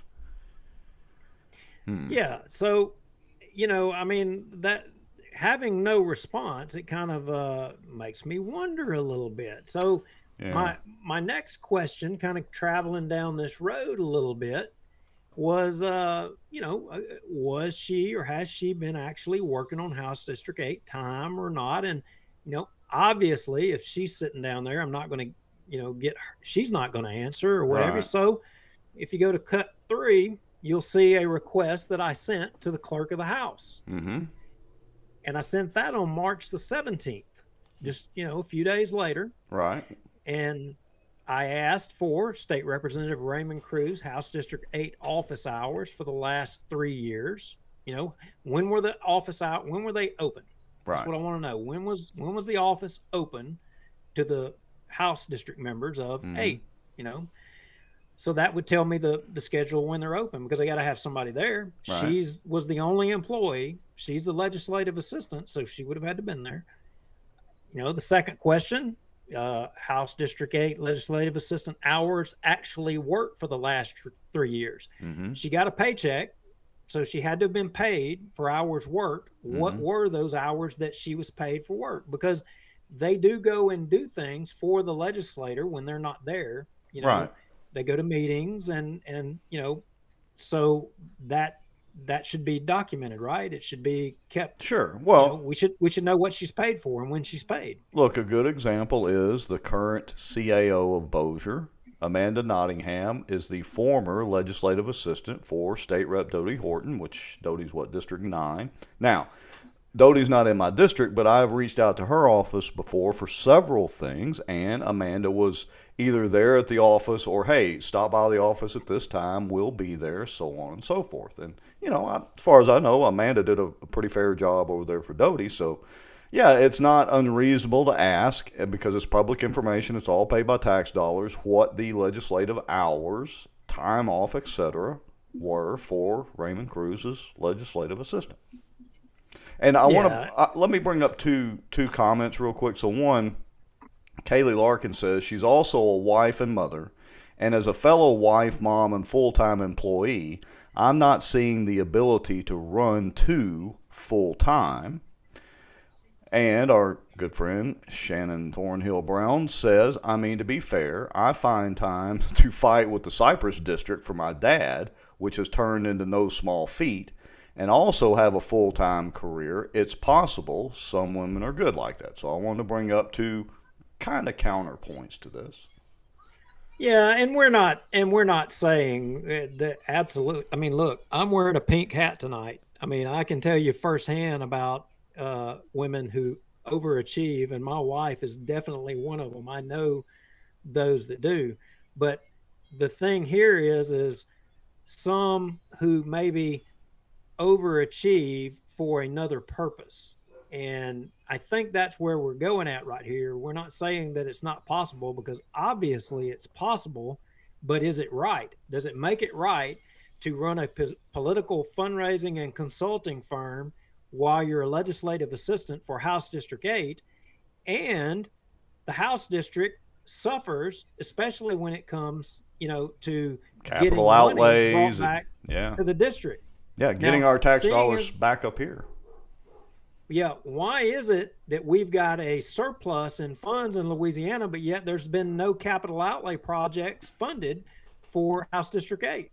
I mean, now I sent my email and I tried to clarify. I want to know, but to date, I've gotten no response. Nothing. Crickets. Now, Rex, it occurred to me as we were putting this show together, I'm wondering if Allie Feaster-Smith was there, maybe we hadn't got a response from Raymond Cruz, because maybe she deleted the email. She looked at it when I'm not listening to those guys at all. Click. Or I'm not responding. I'm out of here. I'm done with this. Here we go. Maybe she found out. Now, I ain't taking credit. Wait, I'm saying that listen carefully. I'm not saying we're the cause of her leaving, because what I will tell you is I have it on good authority that, there was some stuff circulating around Baton Rouge already about her fundraising activities and her consulting activities in the House District 8 office. Yeah, we're not the first to bring this topic up. No, we're the first to bring it up publicly the way we are, but there's been a whisper campaign around Baton Rouge already about the activities of Allie Feaster-Smith, Miss Conservative Queen Cockroach of Benton. And did Raymond Cruz know, or did he not? Now, what I will tell you is I'm told, and I got it on pretty good authority, that there may even be texts and emails out there with confirmation of when and where she was. Now, so like she was sending consulting text messages or emails while she was being paid as the legislative assistant on assistant time, taxpayer time.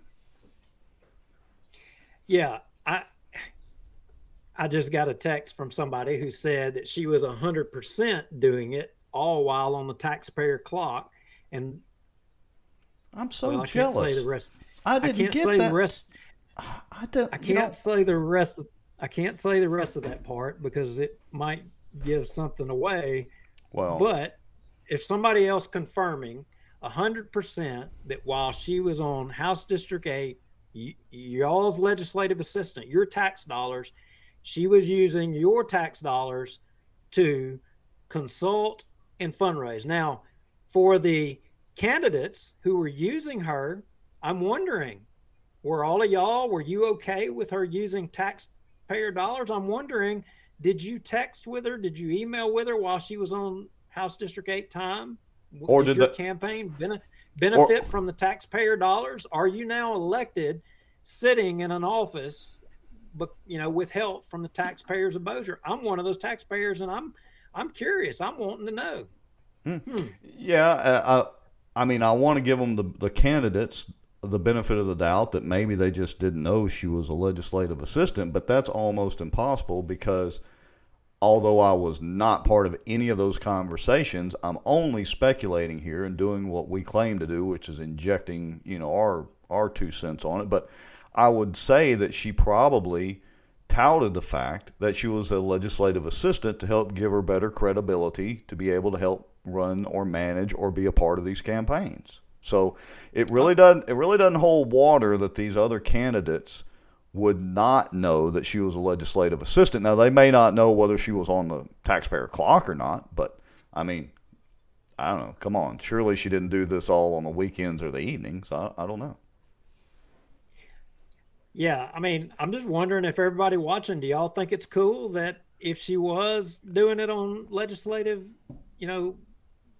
time, do you think that's cool? Do you think that's okay? Should she have been able to do that? Well, do you think it's fine? Did Raymond Cruz know? Y'all Look, think you think there's any way Raymond didn't know he had a hand in recruiting people on the PEC? well, here's what I would suggest, because I can probably guess who sent you a message during the show about that she was absolutely doing it. Here's what I would challenge this person, who I won't you'd be name. wrong. Okay. You'd be wrong. Oh, now you really got me going. Wait a minute. Either way, whoever the Wait a person is, Word of the night, confute. yeah, put up the information. If you know for a fact, then that means you have information to back that up. Beaujax at protonmail.com. I'll say it ad nauseum. Go make you a free Proton Mail account. Don't put any identifying information in it, like the B-52 flying over my house again. And send us an email to Beaujax Proton Mail with documented proof that she was. Right now, it's still all, to be fair, we're still speculating that she was doing this on legislative assistant taxpayer time. It just doesn't seem logistically possible for her not to do it, being involved in several campaigns. So I want to make that clear to everybody. If you've got the proof, send it in. So it would appear that the cockroaches are coming home to roost, you might say. And, you know, I'm going to move right along a little bit of maybe why this is kind of coming to a head, maybe more so than the fact that, you know, she's just that conniving type of a person. Sorry, you're just going to keep on doing it. I can't stand it. We got to have a little comic relief. I'm going to have to ban Ryan Haygood. I'm going to have to do something here. I can't stand it. So, yeah, I know you can. But in all seriousness, did you actually read Ryan's comment, or were you just paying attention to the bald Mike Johnson? Pop it up there, and I mean, he's right, so I'm gonna cover my left eye. Yeah, so I'll read it for those that are just listening. Ryan Haygood, you know, the bald Mike Johnson, says Raymond needs to resign. Aha. Here we go. Ann Price says that's not okay. And Allie Yellow Stall has joined in the commentary. Thanks for commenting, because we encourage that even if you don't agree with us. Absolutely. Allie Yellow says, why not reach out to people that paid AFS and ask exactly what she did for them? Fair point. I don't, and I would say again, and we said earlier that Allie Yellow, you know, we don't think that she had anything to do with anything that went on, nothing to do with Garrett. We don't have any issues whatsoever, and we don't know that to be 100%, but it sure is interesting that there were some common things. Now, usually when you're the candidate, there's a lot of things you're oblivious to that goes on in the background, and people like Allie Feaster-Smith thrive on what goes on in the background. That's what I will say. And we're going to keep rooting on this, and we're going to keep trying to get to the bottom of it. Yeah, because it is an important point. You know, and again, we disclaimed a few minutes ago that we can't say this for 100% certain that she did it on the taxpayer dime, but it's awfully suspicious considering being involved in multiple campaigns and that she was Raymond Cruz's legislative assistant. And as pointed out before, where's the beef, so to speak, to quote the Wendy's ad from back in the day, as far as things done? Okay, anyway. Now the thing is why would all of this kind of be coming to a head now, and maybe why would it be pushed a little bit more? And, you know, somehow or another, remember, Rex, not too long ago when you were talking about a new police chief in Bossier, and remember when, you know, Estes was kind of, the accusation was being made that Chris Estes was down there at a fundraiser with Jeff Landry at the alligator hunt. And, you know, I think in a show we discussed that we thought that maybe some of that originated from because of a photo that Allie Feaster-Smith had, and somehow or another she has weaseled her way in down there with the Jeff Landry campaign. And that would be the Cajun pack on that list of all those, you know, spreadsheet that we showed earlier. That's Jeff Landry's pack, the Cajun pack. So fast forward to you've got a potential governor's race coming up here in the near future, and you know who do you have going to be running? You've got The Jeff suspect, Landry. yeah, the suspects are Jeff Landry. I'm sure probably Billy Nungesser is going to run. I don't think any of them have declared yet, if I remember right, but they're the likely people. Yeah. Now, look, I am a pro Jeff Landry guy. Right. I was with Jeff Landry before it was cool to be with Jeff Landry, before he was even elected to his first office. Right. Been there the whole time. And I got to tell you, you wouldn't believe how much heartburn it gives me. And yeah, Allie Feaster-Smith is glad that that's giving me heartburn. But it gives me heartburn to see her anywhere near Jeff Landry. And I knew that that was a mistake. And I can only guess that Jeff was kind of led down the road by Eddie Risponi on this deal to plug her in there, because she was able to get her claws into Eddie Risponi. I can only guess as being what? A legislative assistant. Yeah. So again, I just want to reiterate the fact that she's doing the consulting and, making her way into politics is not the real issue, so to speak. I mean, Duke, you may not like it. I may not like it or whatever, but the fact that she's doing it, okay. So she's trying to get into the consulting and doing the political deal and all that and getting paid for it. That's fine. The problem really is if, and it seems likely, but if she was doing it on the taxpayer dime, and who all knew about it? Who all knew about it? I mean, and I got to ask an even more important question. How the heck did Seabiscuit let her get into Jeff Landry's realm? How did that happen? I don't know. It's a mystery to me. Was Seabiscuit asleep? We need to have, you know what? You had a good thought when we were talking the other day about revisiting the insurance. Wait. I don't talk to Seabiscuit. That's not my buddy. Hear me out. Now, you had a good thought I'm the a other teddy day. bear, remember? I would say Wolverine. Cute and cuddly Wolverine. So, but remember the debacle we had with insurance a couple of years ago, and Alan Seabiscuit, and Ryan Gaddy both addressed the PEC over the insurance. It would be fun.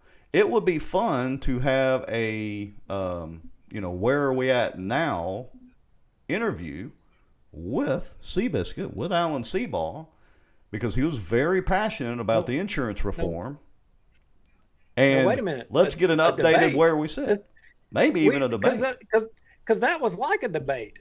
It was. Like now, a debate. they were there at different meetings, back-to-back months, in fairness, so we didn't have them head-to-head, but they both gave good presentations. I'll give them both credit where credit's due. It would be interesting. We should have them on as guests and see where we stand now with insurance in the state, and maybe we could crack open the mystery of Landry and Seabiscuit. I think that's a great idea. I love the idea. Let's have a debate. Why don't we get, Seabiscuit and we get Gaddy to come on, and we'll do a debate the way we do a regular debate and talk about insurance. Yeah, that would be interesting. We would have to do it like a debate because they would end up arguing each other down. Right. I mean, it would, that would be how it would be. I think that would be amazing. Yeah, I think it would be interesting. We may have to try to put that together in the future. Now, our good friend, again, I can't get his... Well, I could put a little thing over this picture. Our good friend Barry Butler says, good luck. Ryan Haygood says, Mike Johnson is her link to Landry, and Landry is a POS. I'll take it. Ryan doesn't like Jeff Landry. So. Yeah, I know. I mean, look... Everybody's entitled to their opinion. I think Jeff's a good guy. Yeah, I do. On balance, I think Billy Nungesser's a good guy too. I like them both, but Jeff. I mean, I've been friends with Jeff a long time. Yeah. All right, so we'll see how that comes out. Allie may come between that. I don't know. That could be a problem. It could be interesting. I'm sure we would get a few cuss words thrown at us, but that's okay. It wouldn't be the first time. All right, so now, do we need to move on to cut 4 or? Yeah, we do. So, so AFS Consulting is out of the legislative assistant Allie Feaster Smith is out of the legislative assistant spot for House District 8. So now maybe House District 8 will get a full-time legislative assistant working on their behalf. And lo and behold, And I have the screenshot up. yeah, as you can see there, the new assistant is Whitney Skates. So Whitney, maybe you can look through the emails and see where we sent our request and perhaps enlighten us as to, those requests that we made not too long ago. In fact, past time for you to respond time ago. Yeah. Okay. And interesting thing about her, I think, Rex, her husband is actually one of the co-signatories on the first church lawsuit.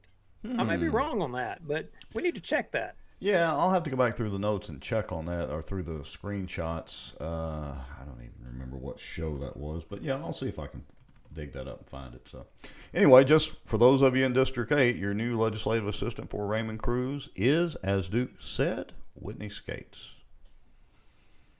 Yep, there you go. So, Rex, I watched that last show last week, and I got to tell you, there was some, we talked about it earlier in the show, and I got to confute you and the senator on something. Okay. Now, so the road to nowhere, you remember that? Yes. Yeah, as a matter of fact, it's down the road from me just a couple of miles. Yeah, so if you recall, now remember it was going around that there was no federal funding for the road to nowhere, beyond what the state had already put up their money to. Mm-hmm. And we did a little research, and we looked at the Defense Authorization Act, and lo and behold, it was in there. Mm-hmm. And right. We checked with somebody, and kind of what they said was, well, here was the deal. Yeah, the money was appropriated, but the Air Force put a zero by it because, they weren't prepared to do the project. They had not approved to move forward with the project. Mm-hmm. So when y'all were kind of talking in the show, and I may be saying what you said not completely accurately, but I kind of felt like it was kind of like that there wasn't any ending, and it wasn't any federal funding, and that had not been delineated, but in all actuality it had, and in fact you and I had covered it in a previous show. Yes, that is true. And honestly, during that show, I had forgotten about our coverage, even though it wasn't that long ago. But my stance is having the money appropriated, but starting on the project, like, let's see some dirt work going on or whatever, are two entirely different things.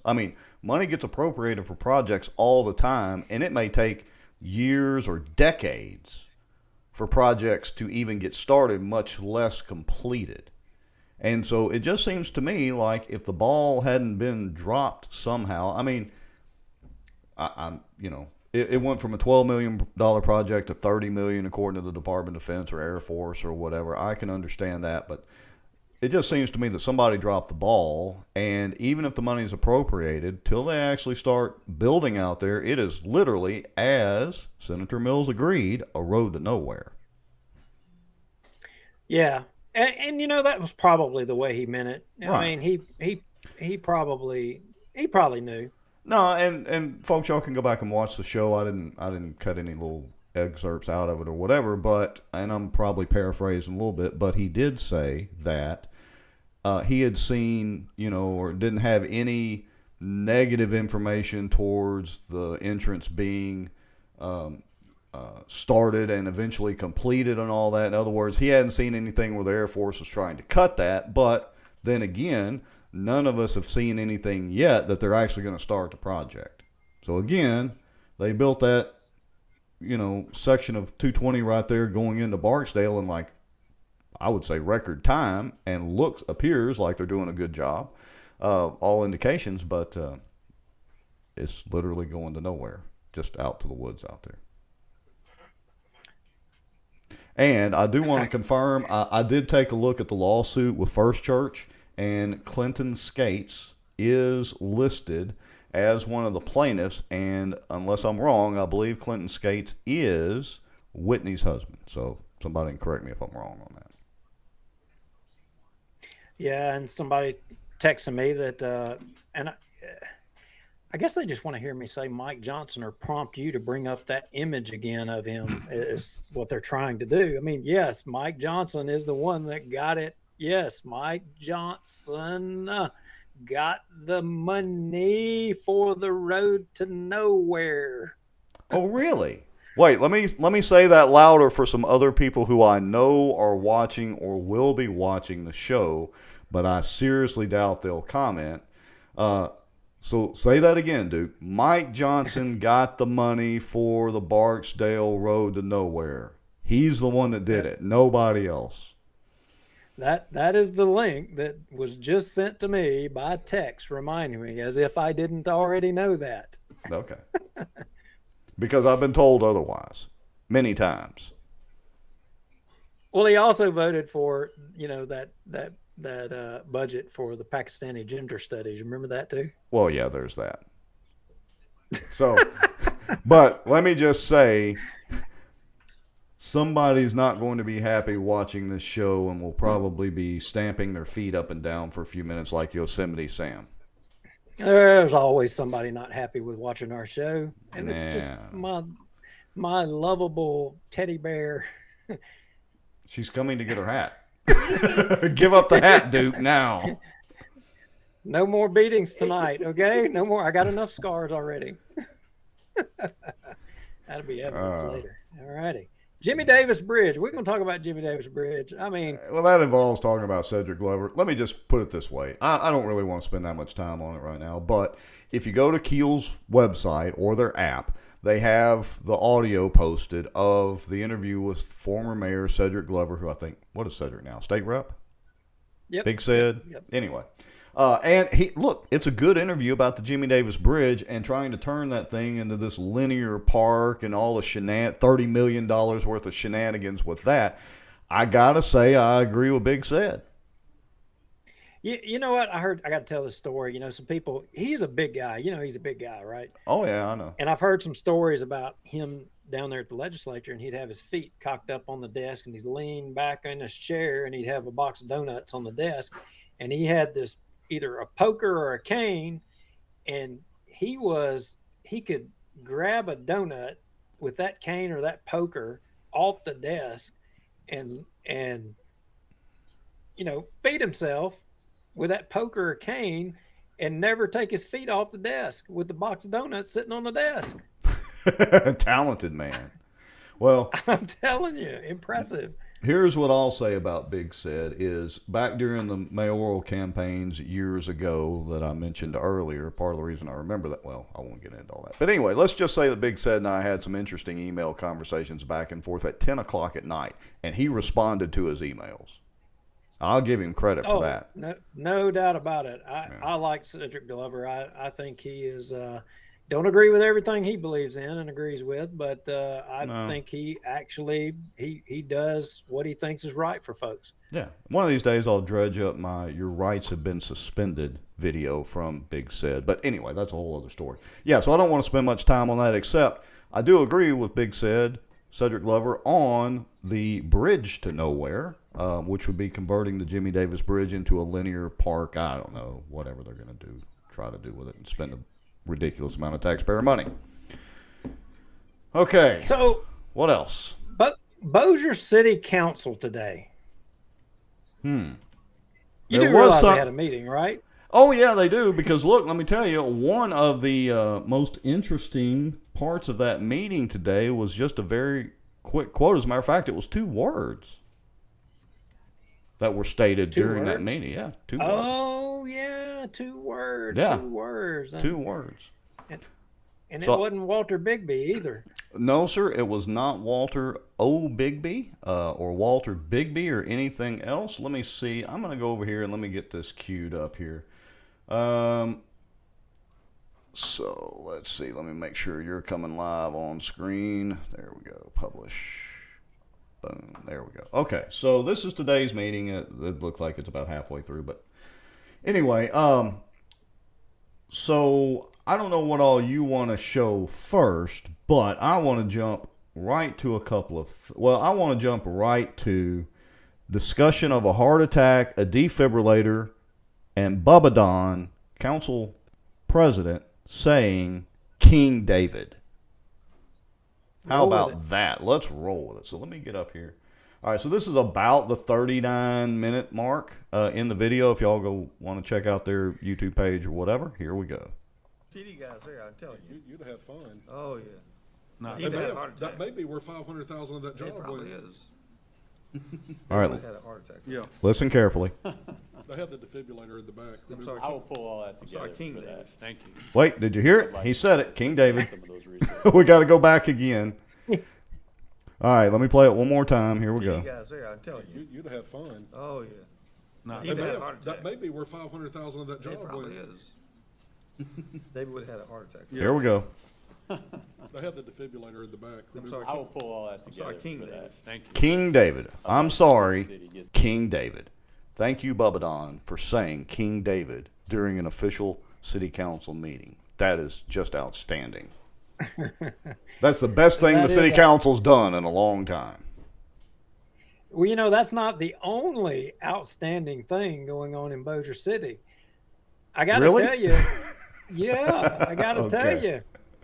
I mean, I watched this whole meeting today, and man, everybody was happy and nice. You know, King David, he was very chatty. I mean, But he was King pretty David- demanding. He was pretty demanding, though. He was demanding of an accounting. He was demanding of accounting, and there's that B-52 bringing in that truth bomb. It's coming. That's But right. Right out of the beginning, did you see, you know, Ben Ruttenbuck talking about, you know, Walter O'Bigby? Did you see that? Yeah, but I didn't pay attention. But that's the one at the 33:48 minute, the 3 days behind. Yeah. So All right. considering the lack of transparency on the Walter O'Bigby and the Shed Road part, you know, and by gosh, we got to get starting. You know, Ben Ruttenbuck, he gives us a update on the Walter O'Bigby Carriageway Part 2, and I'm just going to go ahead and hit play. Yeah, go ahead and hit. I cued us to it, so hit play. It should be there. You gonna hit play, or you want me to hit play? I hit play, but it's not playing. Well, hold on. I'll play it. Here we go. Tell me when to stop. I've been by there. You don't know, but there's a massive amount of work happening out there every day. Currently, we're sitting at about 16% complete, with 17% of the time elapsed. The Walter O'Bigby. Did you hear that? Pump station, big success. And honestly, I was replying to Holly in the comments. What did he say? 42% of the time elapsed. We me are go- 16. Let me Go go back. All right, here we go. I've been by there. You don't know, but there's 16% a massive amount of complete, work happening out there every and they're day. only Currently, 3 we're days sitting at about behind. 16% complete, with 17% of the time elapsed. Well, okay, I heard him say 16% complete with 17% of the time elapsed, but you're right here. Let me see if I can highlight that. Right there, it does show 3 days behind. Now, how can that's- they be 3 days? That's interesting math. That is some interesting math. I don't know. Maybe I'm the only one that thought it, but it just kind of jumped out at me. I thought it was odd. Well, okay, so yeah, let's run the math. So if they're 16% complete, but 17% of the time is elapsed, let's say they're trying to keep that at a 1-to-1 ratio, maybe that does equal 3 days. Maybe they can make that up with some good weather. I don't know. But yeah, so they're definitely 3 days behind, but they're 16% complete. Yeah, and you know, you had Ruttenbuck here giving an update on all the projects, and if you'll move forward to the next one that I got in there, 3428 mark. Mm-hmm. Interestingly, hey, when Tommy Chandler run for mayor, what was one of the things that he hung his hat on that he was tired of seeing, you know, dirt and trash and all that in Bossier, and that he was going to make an effort to get everything cleaned up. Remember that? Yeah, and look, he's actually been out there with the cleanup crew a few months ago. Didn't they do like over around Hamilton Road and I-20 or somewhere over there? I can't remember. Well, you know, I mean, this is Coleman Street right over here by Bossier High School, and you just got to play this and listen. to the commentary right here on this part. Okay, so I'm gonna hit play. West down Coleman towards, you can kind of see Horseshoe there in the background. Does that sofa come with it? Yeah, great looking Yeah. sofa there, All right, didn't it? just check. That's my sofa when I walk You're welcome to go grab it and get it. Aw. So, At least they have a little sense of humor. now we just made a presentation to the public, and we got a big pile of trash and joking about the fact that the sofa on the side of the road, the trash on the road, comes part of the job. Completed.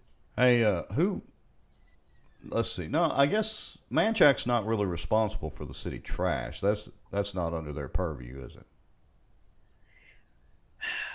I guess it's not, but when the job was completed, I guess somebody accepted it. I mean, I guess cleaning up on either side of the road was too much trouble when the job was being done, right? Maybe so. Somebody had to accept the keys to the project as being done. I mean, Well, yeah, maybe somebody came by and dumped it. Maybe it was. Well, I'm not going to make fun of Shreveport. Anyway, what's that next cut that somebody wants that they're harp on real loud? oh yeah, the accounting. King David wants his accounting. Okay, so shall we go ahead and skip to that one? Yep. Greg, wait a Go to minute. it. Greg Bell says workers had to rest somewhere. They needed a couch, Duke. Leave them alone. Yeah, you better believe it. When I get done with mine, I'll bring it to Bossier for y'all. Will y'all just tell me what street to drop it off on? Yeah. Okay. So this was after some more information from Ruttenbuck, and here comes a beat. He must be circling my house like an Indian. All right, here we go. So let's hit play. This is a little back and forth, but King David wants accounting done.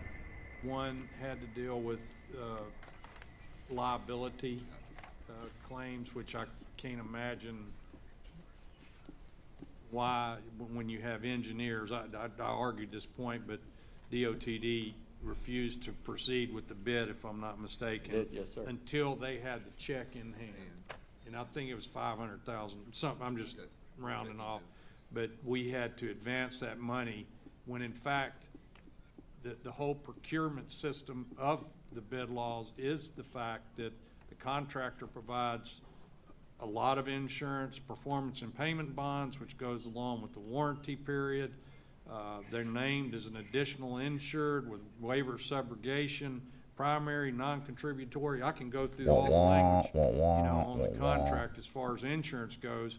And why in the world we would have to advance $500,000 in addition to the amount of insurance that is required, indemnifying not only DOTD, the state of Louisiana, and Bossier City. Why in the world we put that money up? But I'm not going to let that go.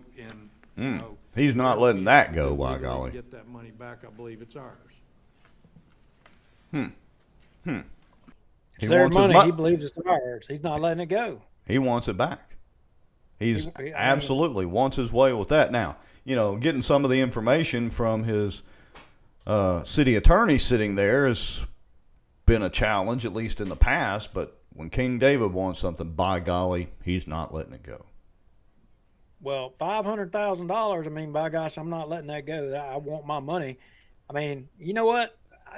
If things are that tight, I think I heard in this meeting they talked about being over budget. But if money is so tight in Bossier City, you know what, guys? Bossier Watch is going to help y'all out tonight, even though y'all have, charged us for public information that there shouldn't be charges for, and you beat us like a seal on some of that stuff. And I get it. You're in a bind for money. We're going to help y'all out tonight. We are going to help the city of Bossier and Tommy Chandler. We're going to help y'all do y'all's job because we know you're overworked. You can't keep up, and we're going to go there and we're going to help you. But jumping right along, Rex, Yeah.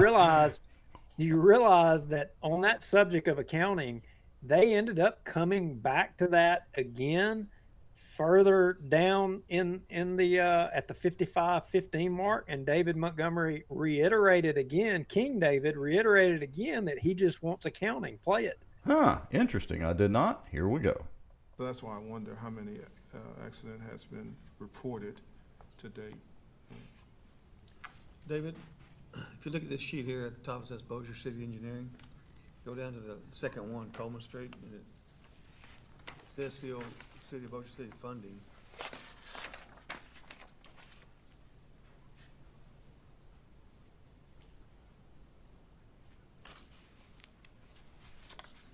That's more than we thought, isn't it? It's a lot.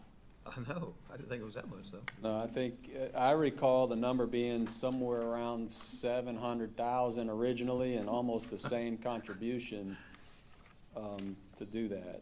Yeah, originally, if you want to go back to when we were swapping it, when we took Barksdale Boulevard, which was a state highway right where East Bank is, you know, it was dollar for dollar. But if you go back and look what we got for what we were paying for this, it was more like 3 or 4 to 1 rather than 1 for 1. Thank you for looking at that, by the way. I'm glad Wait a that minute. paid off. No, Let me stop right there. So, was King David saying, and this is the first time I've heard this, so I hadn't listened to this before. Is King David saying that the city council is getting screwed? I'm not sure on the context or whether he was Okay. talking about the fact that the job was over budget, or if he was talking about the $500,000 that I'm not sure. I got to get clarification on that, but you'll see Yeah, here. Keep well, but- playing, and you'll see here. Yeah, okay. Let me go ahead and hit play. Let's listen some more. Just tell me when to stop. I don't see where that puts in there that additional money, did it? No, what we've got to do is, I'll pull that agreement Yeah. and highlight I what. want the total from start to finish. Got it. It's just a brief update. Brian Hammonds, myself, That was it. Freebird. So, went to the but OTD again, meeting. Uh-huh. he just wants the total, start to finish, more on the accounting again. So But if- apparently we've got a moving number. If he was insinuating that the city was getting shafted with the 3-to-1 deal rather than the 1-to-1, who's the one that agreed to that and let it happen? How does this happen? That's Well, the I bigger. mean, him- that's the bigger question. Him, Bubba, and Darby, and maybe Free were the only ones that were there. So that project, it would have had to have been them. Yeah. So why be so shocked about it? If you were getting shafted, or if you're insinuating you're getting shafted by 3-to-1, King David, and you're on the council, then that means you and the rest of the councilmen at that point in time had to know about it and arguably approve it. And now you want to act shocked? Right. Okay. Anyway, maybe I'm wrong. Well, we're gonna have to get a little bit more clarification exactly on that, because I'm not exactly 100% sure on the context of that, Right.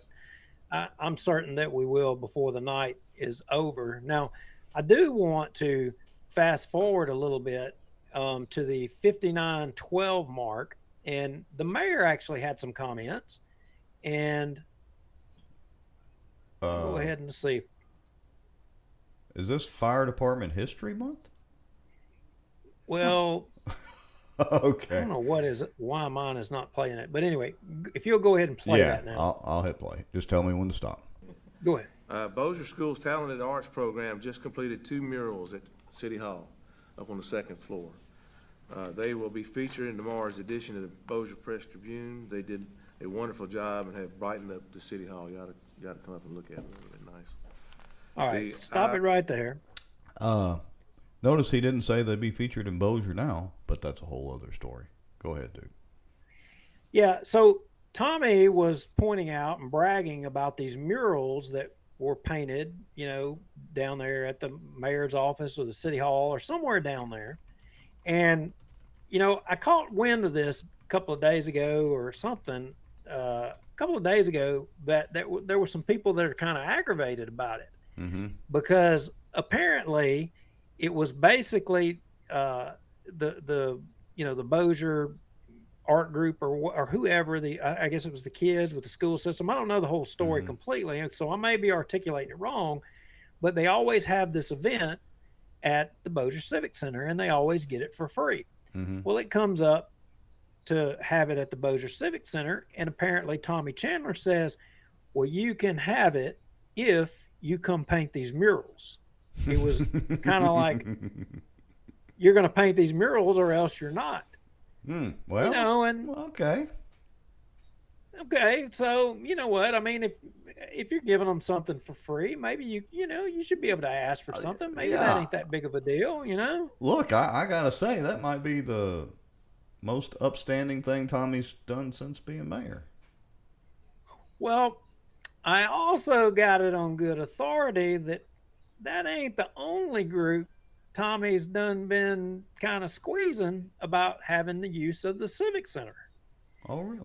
Word on the street is that they got this mayor's women's council thing, right? Mm-hmm. And word on the street is that basically he told them that if you're going to continue to have your event at the Civic Center, you're going to have to start paying for it. Well, what's the fault in that? Now, well, I don't know. I mean, it's the mayor's commission of women. I mean, you would think, but let me give you a couple of counterpoints. So I'm fixing to jump all over the map here. One, if those are city resources which were paid for by taxpayer dollars, right? There's one part of me that says you should be able to use them as a tax-paying citizen for free, and I'm putting free in quotes, because, there ain't no free lunch ever, but they're paid for by taxpayer dollars. You should have the right to use them. Now, if you're going to use them to generate, I would argue, even if you're going to use them to generate income and money, with the exception of food or vending service or additional expenses to the city. And, of course, they need to be scheduled.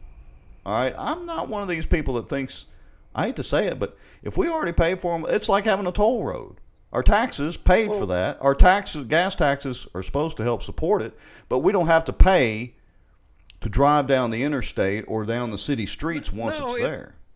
No, it would be like if you had a legislative assistant using your office for campaign consulting and such. The public should be able to use that office as well too. I should be able to go down there and have a meeting for free anytime I wanted, right? As long as it was within schedule, yes, you should. How's that for an answer?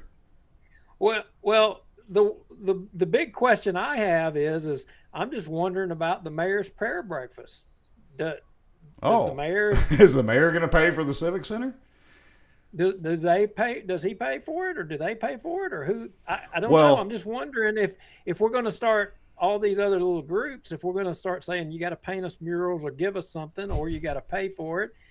I'm just wondering about the mayor's prayer breakfast. Is he going to start paying for his events too? Yeah, maybe he already does. Maybe they need to go paint some murals, or they can get out there with some hot mix and try to patch these roads until they finally get fixed. That's the kind of labor he needs to be trading out, not painting murals on walls. I want him out there with hot mix, patching these roads until they actually fix them.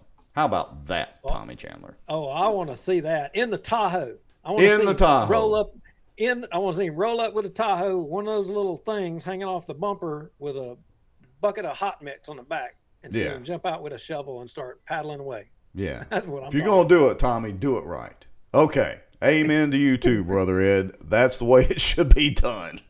Okay. Next. All right. So real quick, Brad Zagoni, at the 59:49 mark, and we'll be done with this council meeting, and then we're going to save the city of Bossier a lot of money. I mean, I'm intrigued. I'm intrigued. King David's going to be proud of us. Yeah. We're going to make them money. Even Tommy is going to be happy with this amount of money. He's going to be able to give everybody the Civic Center for free for a year after this. Wow. Anyway. All right, here we go. 59:49. Brad Zagoni to the mic, baby. Fire Chief Brad Zagoni to step up and show y'all our new fire truck that we recently added to our fleet. Pull your pants up, Zagoni. This one, actually, Councilman Montgomery was very instrumental. This is a 3-year project, and we just went down and did the final inspection a month ago or so. This one, Chief Mike Montgomery bought somewhere, and I'm trying to relive the history here. He bought it at a junkyard somewhere, but through our research, it seems to be the second motorized vehicle Bossier City Fire Department ever owned. We were understood it to be a 1945, but looking back at American La France, Chief Pannell and them think it may be a 42. somewhere around in there. The oldest one we have, the 1932, we couldn't find the grill to redo it. We had other parts, but not all the parts. But Chief Montgomery donated this to the Bossier City Fire Department, and we took it down to Ferrera 3 years ago, and it got refurbished. So it's designed now to be used in parades or exhibitions, and we even designed the back to where the bench seats will fold up, and heaven forbid if we ever have a line of duty death, we could put the casket in the back of this. It's actually parked out here, so when you leave, you're welcome to stop by, take a look at it in person, but it will be parked at the new fire station. It has a museum part with a big window that people can come by when they're in the East Bank District, and we have a lot of memorabilia, old gear, pool boxes from back in the day, how they dispatched way before my time, but it's just a lot of neat things and the history behind it. When you look at this thing and see the pump panel and how things worked and the open cab, and it's just pretty cool to have. So that is very interesting. So, I mean, from a nostalgia standpoint, that's really actually cool. But how much did this cost out of the budget? I don't know how much it costs, and I'm not. They said it was donated. Yeah, no, yeah, you know, I remember, you know, he said chief. It's hard for me to imagine Mike Montgomery made chief, but I guess he did. I don't know. Anyway, but Mike Montgomery had, you know, gotten that years ago, and I remember, and you know, I didn't know that he had donated it to the department or what have you. And I got to tell you, it's pretty cool that has been restored and back on the fire department. You know, when I was at the fire department, I was on the honor guard, and, you know, I was fortunate enough to participate in several funerals of, you know, firefighters and who, you know, rode on the back of a fire truck. And I got to tell you, man, to that truck there would be pretty amazing. Yeah, it is a cool piece of history, and in all seriousness, you know, even if it took some taxpayer dollars to restore it, you know, they use it in parades, use it, you know, God forbid, in a funeral situation or something like that. That's goodwill to the city, and I'd be for that. Yeah, I mean that takes us back to the original days. You know, where the old fire station is, right down there, you know, off of Barksdale Boulevard. I mean, in Old Bossier, just up from Red River Chevrolet there. I mean, that would have been where that fire truck would have been stationed. And man, that was amazing. It wasn't, I say, too many years ago. It's been 20 to 30 years ago that, you know, fire trucks like that, firemen would ride on the back end, on the tailboard. That's where the term a tailboard, you know, would come from. And at the kind of when my career first started, I worked a couple of shifts where we actually literally rode on the tailboard of some of the older trucks that were on the department at that end. But it was just within a year or so, they pulled them offline of me going to work in Bossier City, and firemen never rode on the tailboard anymore. And I wonder. But I that hate truck, to mention you it, but rode. yeah, I hate to mention it. I wonder if that's, you know, like OSHA type stuff, because some guys fell off the fire trucks or something like that. Oh, it definitely was. Definitely. Interesting to me, and you may or may not know the history. I don't, so I'm just asking. That truck looked like it probably didn't carry water on board. I'm sure it didn't. How did they get water to the old fires? Is that where the bucket brigade came in, or do you know when they started using fire hydrants or anything like that? You know, I should know that. I know that in Bossier City, as a matter of fact, I mean, there is, to my knowledge, still some very old water lines within the city. I don't know if they would have had any water lines back during that time around. Interesting. That thought occurred to me because the truck didn't look, you know, it's not like the big trucks. What do y'all call them? Are they tanker trucks that carry the water? Or what are those called? There won't be any tankers in Bossier, but when you get out in Bossier City, but when you get out in the rural, like, you know, Chief Wallace's out there, they've got some tankers. Right. You get out in some of the rural areas, yeah, you definitely got to have a tanker, but not in Bossier City. Yeah, just it was interesting to me to think about. Well, they used that fire truck. What were they using to, for water at the fire back then? But anyway, I digress. Now, yeah. So okay, off that video in Bossier City, and so the city attorney lately on our public information request has been, I got to tell you, a little bit more responsive. Now, I mean, noticeably more responsive. Now, I'm not saying he's more forthcoming. Oh. I'm not saying more forthcoming. Okay. I'm saying more responsive. Okay. But it's noticed and that's appreciated, but it seems like there's a change in the air down there. And in the spirit of transparency and being forthcoming, we've said in the beginning of the show that we're going to try to help the city of the Bossier and help the mayor, and we're going to provide some information that actually information that we've gleaned as a result of this exercise in public information requests and this thing that we do on the show. Yeah, and I was looking for cut 9 in here. That's what we have listed, but, I'm looking in the wrong folder. That's why. All right, so I was trying to get queued up for you here. Okay, so are we leading in cut 9. Let me get this going. Here we go. Yeah, go to cut 9. And so you've got a request. I mean, of course, I had to do my due diligence. And so sent this request down to the city of Bossier. And basically, GOSEP, a lot of people are probably wondering, what's a GOSEP? That would be Governor's Office of Homeland Security Emergency Preparedness. And so we sent them a request, city of Bossier, a request for any reimbursement requests for years 2020 and 2021 to current date. Okay. And a little bit of a reason why we did that. Good evening, Jerry Gallman. Glad you could join us. Future Mayor Jeremy Gallman.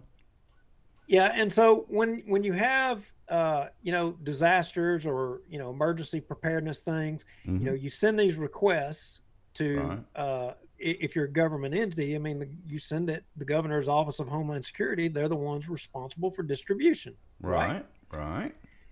So we send this request to Bossier, and cut 10, we get a response back from the city attorney saying we got no documents responsive to this request. So that implies that they didn't ask for any reimbursements. That implies they haven't. So if you go to cut 11, now as you'll see, that's March 17th. But if you go to cut 11, we had already sent a request actually to the Governor's Office of Homeland Security. And we actually asked them in this email here, for any requests from Bossier City. And you see here, they acknowledged any request for the disaster relief funds by the city of Bossier City, or its departments related to the severe weather storms, blah, blah, blah. And I gave the dates and all in there. Okay. Well, then in cut, I think it's the 12. Yeah, cut 12. Okay, she said, there we go. They've completed the ahead. search. Well, they've completed the search. According to GOSEP records, Bossier City is eligible for funding for 2 projects related to this event, PW 109 and PW 148. See attached screenshot. You want to close that statement out? Yeah, I mean, to date, the city has not submitted reimbursement requests for these projects. Note that the correct event number is 4590-DR-LA. You may want to submit a public records request to Bossier City to obtain the status of any requests that will be submitted for reimbursement for these projects. So, after I had gotten this, I did exactly that. Right. And as you saw earlier in cut 10, they haven't, I think it was cut 10. Yeah, basically Jacobs confirmed there are no documents Because, well, apparently they hadn't submitted any. They ain't got nothing, nada. So if you go, it begs the question, well, what kind of money are we talking about? Yeah, what kind of money are we talking about? I mean, apparently it's not enough money to warrant Bossier City trying to get any reimbursement. I mean, yeah, maybe it's just chump change. I mean, we made $1. I mean, perhaps King David Montgomery was unaware, I mean, of what kind of dollar figure we're talking about. But there's the kind of dollars we're talking about right there. Wow. That's got 6 figures and some change on one and 5 figures and some change on the other. I mean, it's not, you know, what was that, 8 or 10 figures that Ruttenbuck was talking about. But, hey, this ain't chump change. I mean, he was drawing the line at $500,000 and wanting accounting. Yeah. I mean, Mayor Chandler, he's holding out, you know, murals being painted around the city in exchange for having the Civic Center. I mean, dadgum, all they got to do is get them somebody that knows about filing requests for this kinds of stuff to get these monies. Hey, you know, and look, maybe they should just put, gosh, I can't believe I'm saying this. Maybe they should just put Tommy on this task. Tommy, go get our reimbursements. So, as you like to say, our benevolent overlords of Bossier City, you know, I can't believe they're just leaving money laying on the table. You know, I mean, I don't get it. Why would they not? They're hell bent on getting $500,000, but all they got to do is file the paperwork here, and they could get $318,000. And as future Mayor Jeremy Gallman points out, that's $318,000 sitting right there. Pretty quick math there, Mr. Gallman. Now, I don't know. Maybe somebody in City Hall, the mayor, the CAO, maybe somebody, you know, would find an interest in filing something to get these monies. I don't know. So Bossier City, we did y'all a favor. You see, we're not always negative. That's a positive right there. We're finding money for y'all. Perhaps you can find somebody that can run out there and retrieve it for us. Somebody, somewhere. Bueller. So, well, got to be reminded, our good friend David Johnson says they don't shop and they don't ask. So maybe that's why. They're just not shopping around for it. To get reimbursed by our own tax dollars. Guys, and y'all are paying all these folks down there in Bossier City to get this service. They're just leaving money on the table. Hey, maybe they should hire AFS consultant to go get that money. Yeah, apparently she was filling up a spreadsheet, no problem. Our good friend, former city councilman David Jones says the CAO under Walker did all the filings back in those days. Amanda, where you at? Paging Amanda Nottingham. Well, that's all I got tonight. Are we going to name a cockroach of the week or not? No, it's too easy. We just name Allie Queen Cockroach again. I don't have the graphics pulled up, but yeah, we'll just name Allie. We'll have to do something really special. It's old making. I mean, how can somebody be the cockroach of the week so often as her? How can they achieve that? She's like the queen bee. She is the queen bee, but dadgummit. Jeremy Gallman says he wants to be king cockroach tonight. That's what it would have to be. Well, I'll tell you what, Jeremy. Not tonight. We gotta go after the GoSep money and get that reimbursement for the city. You can be king cockroach for an entire month. How about that? But yeah, go get Bossier that $300,000. They apparently don't care about it. It's got to be $500,000 or more, you know, or they don't know, you know, they don't shop. No accounting by King David. And again, I want to thank Bubba Don Williams for mentioning the words King David during the city council meeting. That's good stuff. Classic. And Brian Hammonds, thank you for making sure that we got the sofa with Coleman Street. I mean, yeah, that probably would have broke the deal. Definitely. Probably so. All right. Anything else for tonight? We are at 2 hours and 23 minutes. Not a record, but hey, we're kind of crowding in somewhat close. Well, we had a lot to make up for with me being out. And what I would say, Rex, is you and I have talked about it in our Thursday night show with Louisiana Watch. We're going to step our game up a little bit on that because and that's kind of dedicated to more outside of Bossier City. We're going to try to step our game up in Shreveport. You guys got a mayor's race coming up, and we're going to try to start getting all of the candidates on that show and ask them some questions and get involved a little bit more over there, try to put a little bit more light on what y'all have happening over there, as well as statewide. As you got some statewide elections are going to start heating up and legislative stuff. We're really going to try to start weighing on that a little bit more. We know y'all need it. We know it needs to be done. And we're going to do a better job at that. We're going to stay on top of Bossier on Tuesdays, definitely. Yeah, we've been slacking a little bit on the other side of the river and the rest of the statewide stuff. Honestly, there's been some stuff going on, obviously statewide and in Shreveport, but it hadn't been enough for us to be able to justify doing a show on Thursday nights with all the other stuff you and I have had going on. So, yeah, time to step that game back up. And time for me to step my game up on my Outdoor News Live stuff. And we may get on and talk about some duck hunting stuff coming up, too, as well. That might be part of that, kind of cross-pollinate a little bit. But anyway, we appreciate everybody watching. I think we still got 48, 50 people watching at 2 hours and 25 minutes. That's awesome. Again, Jeremy Gallman, glad to see you come in. Brother Ed, glad you got to join us for a little while. David Jones, of course, our good friend David Johnson. Everybody else that commented, including Ryan Haygood for your excellent profile pic. That's pretty much it, folks. Y'all know the drill. Send us emails to BossierWatch@protonmail.com if you have something you want to share. Make your own account. With Proton Mail, it's free. Don't put any identifying information. Send it to us. We'll be glad to take a look at it. You can always go to BossierWatch.org or .com. We're going to start rolling out longer form content there at some point in the near future. You can donate us some coffee money if you feel like. If not, that's fine. We're doing the show anyway. And that's pretty much all I can rattle off at the moment.